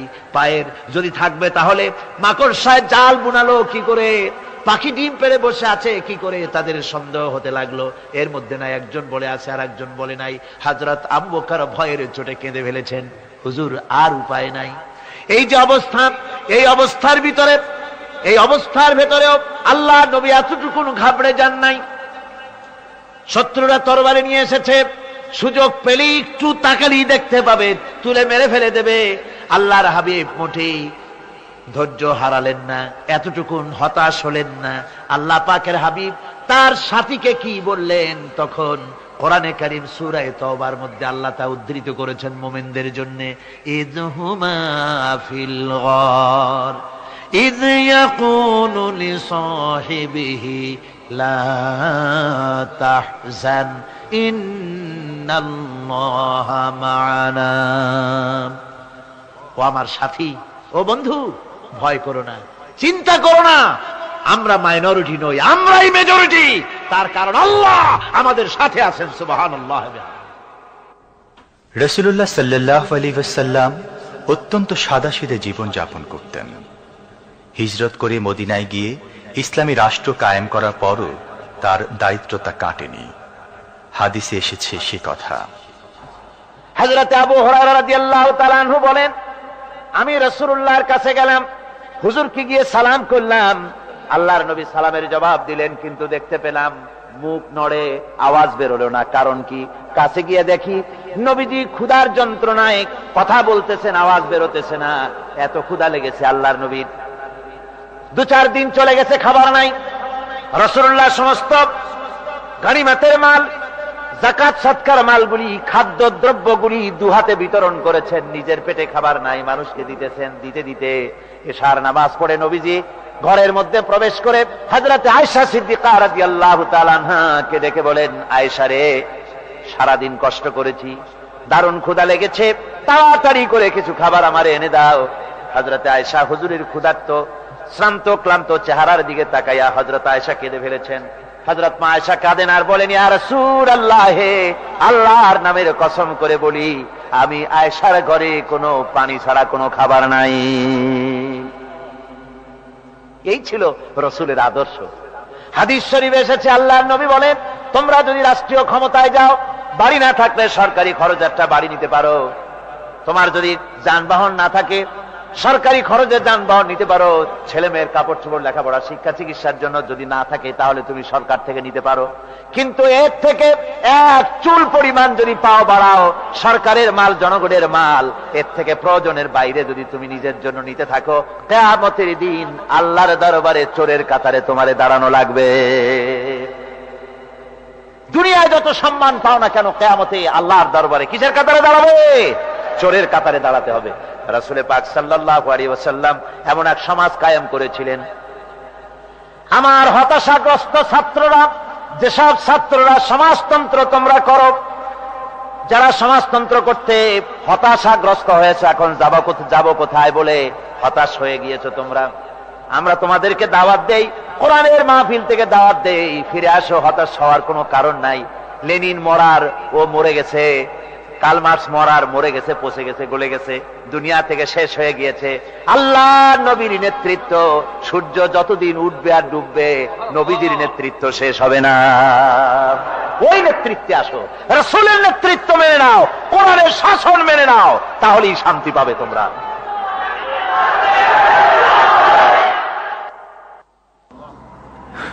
আল্লাহর নবী দুপুরে আরাম করতেছিলেন। হযরত ওমর বলেন, আমি দেখতে গিয়েছিলাম রাসূলুল্লাহকে, আমি যাই সালাম দিলাম, হুজুর উঠে বসলেন। আমি দেখি খেজুরের পাতা দিয়া বুনানো দড়ি, সেই দড়ি দিয়া বুনানো খাটিয়া এখনো মক্কা মদিনায় আছে, যারা হজ করতে গেছেন দেখেছেন। ওই দড়ি দিয়া বুনানো খাটিয়া, ওর উপরে তোশক নাই, বিছানার চাদর নাই, নিজের হাত মোবারক মাথার তলে দিয়া রাসূল শুয়ে আছেন। ওমরকে দেখে হুজুর উঠে বসলেন। ওমর বলেন, আমি রাসূলের পিঠের দিকে তাকায় দেখি দড়িগুলোর দাগ কেটে আছে। আমি সহ্য করতে পারলাম না, আমি শিশুর মতো ডুকরে কেঁদে উঠলাম, বললাম, ইয়া রাসূলুল্লাহ, এই পৃথিবীর কাফির বেঈমানেরা এত শান্তি করলো দুনিয়ায়, আর আল্লাহর হাবিবের পিঠে দড়ির দাগ বরদাস্ত করতে পারছি না। আপনি আমার অনুমতি দেন, একটা তোশক আপনার জন্য বানায় দেই। হুজুর আমার বলেন, ওমর রে, শোনো, দুনিয়ায় শান্তি করার জন্য আমি আসি নাই। আমি যদি হুকুম করি উহুদ পাহাড় আমার জন্য সোনায় পরিণত হয়ে যা, উহুদ পাহাড়টা আমার জন্য সোনা হয়ে যেতে পারে। আমি দুনিয়ায় শান্তির জন্য আসি নাই, এসেছি মানবতার মুক্তির জন্য। পৃথিবীর মানুষগুলিকে বাঁচাতে এসেছি, সাদা কালো মানুষের ব্যবধান দূর করতে এসেছি। রাসূলুল্লাহ নারীর অধিকার দিলেন, সাদা কালা মানুষের ব্যবধান দূর করে দিলেন। পাহাড় সমান উঁচা সাদা কালা মানুষের অধিকারকে প্রতিষ্ঠিত করলেন, বললেন মানুষে মানুষে কোনো পার্থক্য নাই। আরবের উপরে অনারবের, অনারবের উপরে আরবের, ভাষার, সাদার উপরে কালোর, কালোর উপরে সাদার, কোন বর্ণ বৈষম্য ইত্যাদি দিয়ে মানুষের ফজিলত হয় না। মানুষের মর্যাদা বাড়ে। ইন্না আকরামাকুম ইনদাল্লাহি আতকাকুম, মানুষের মধ্যে মর্যাদা তোমাদের মধ্যে আল্লাহর কাছে তার, যে ব্যক্তি তোমাদের মধ্যে আল্লাহকে বেশি ভয় করে। সুবহানাল্লাহ কোন, সুবহানাল্লাহ কোন। আমার ভাইয়েরা, নবীজি মদিনা মুনাওয়ারায় ইসলামী রাষ্ট্রের রাষ্ট্রপ্রধান হয়েছেন। আজ বাজারে যেতেছেন, যাওয়ার সময় ডেকে ডেকে বলেন, বিধবাদের বাড়ির সামনে দিয়ে যায়, তোমাদের বাজার লাগবে নাকি? এতিমের বাড়ির সামনে থেকে যায়, তোমাদের বাজার লাগবে নাকি? আমারে বলো, আমি বাজার করে এনে দেব। নিজের পেটে খাবার নাই, দুয়ারে দুয়ারে খাবার পৌঁছে গেছে, খাবারের অভাব নাই, মানুষ খাওয়া পেয়েছে, পড়া পেয়েছে, চুরি ডাকাতি বন্ধ হয়ে গেছে। হুজুর বলেন খায়রুল কুরুনে কারনি, সর্বশ্রেষ্ঠ যুগ আমার যুগ। সুদ বন্ধ হয়ে গেল। রাসূলুল্লাহ বললেন সুদ আর চলবে না, হারাম। সুদ বন্ধ হয়ে গেল। হুজুর ব্যাংক চালু করে দিলেন। ব্যাংকের নাম হলো বাইতুল মাল। কি নাম হলো? এই ব্যাংক যেদিন রাসূলুল্লাহ উদ্বোধন করেন, আল্লাহ নবী বাইতুল মাল ব্যাংক উদ্বোধনের দিনে যে বক্তৃতা করলেন, বুখারীতে সেই বক্তৃতা লেখা হয়ে গেল। আল্লাহ নবী বলেন মান তারাকা দায়নান আও দিয়ান ফালাইয়া, আমার এই রাষ্ট্রের ভিতরে কোন মানুষ যদি ঋণগ্রস্ত অবস্থায় মারা যায় আর ঋণ পরিশোধ করার মতো অর্থ যদি তার কাছে না থাকে, তাহলে তার ঋণ পরিশোধের দায়িত্ব, তার বিধবা স্ত্রী আর তার এতিম বাল বাচ্চার সব দায়িত্ব আমি মুহাম্মদ সাল্লাল্লাহু আলাইহি ওয়াসাল্লাম আমার কাঁধের উপরে উঠাইয়া নিলাম। এমন সুন্দর রাষ্ট্র চালু হয়ে গেছে, মানুষ খাবার পেয়েছে, পড়ার পেয়েছে। বুড়োরা যাদের কাজ নাই, বুড়ো মানুষ কাজ করতে পারে না, তারা বসে বসে খাবারের ব্যবস্থা হয়ে গেছে। যুবকদের চাকরি হয়ে গেছে, বেকার কেউ আর বেকার নাই, সব কাজে ব্যস্ত হয়ে গেছে, মানুষের কাছে কাজ মিলেছে। কৃষক তাদের উৎপাদিত পণ্যের সঠিক মূল্য পাচ্ছে, শ্রমিক শ্রমের মর্যাদা পাচ্ছে, শ্রমিক মর্যাদা পাচ্ছে। রাসূলুল্লাহ বলেছেন শ্রমিক আর মালিক মনিব আর গোলামের সম্পর্ক না, সম্পর্ক ভাই ভাই। সম্পর্ক কি? শ্রমিকের মর্যাদা রাসূলুল্লাহ এভাবে দিলেন, নিজে শ্রম দিলেন। মদিনার 8 বছর চলে যাওয়ার পর হযরত আয়েশা রাসূলুল্লাহকে দেখলেন মাজা কুজা। হযরত আয়েশা বলেন হুজুর মাজাটা কুজা কেন? বয়সের কারণে হলো নাকি? হুজুর বলেন না, বয়সের কারণে হয় নাই। এই মদিনার চতুর্দিকে কাফির বেঈমানেরা যখন মদিনাকে আক্রমণ করেছিল, আমি তখন মদিনার চতুর্দিকে খন্দক পরিখা খনন করেছিলাম, 3 মাইল লম্বা, 15 ফিট গভীর, 30 ফিট চওড়া। সাহাবীরা মাটি কেটেছে, আমি মাটি বহন করেছি, আবার আমি মাটি কেটেছি, সাহাবীরা মাটি কেটেছে। মাটি কেটে আর মাটির ঝুড়ি বহন করে করে কোমরে যে বেদনা হয়েছিল আজ পর্যন্ত সেই বেদনা সেরে যায় নাই। এই হলো আমার রাসূল, এ হলো বিশ্ব নবী। কি নবী? সিল্লা এখন কি নবী?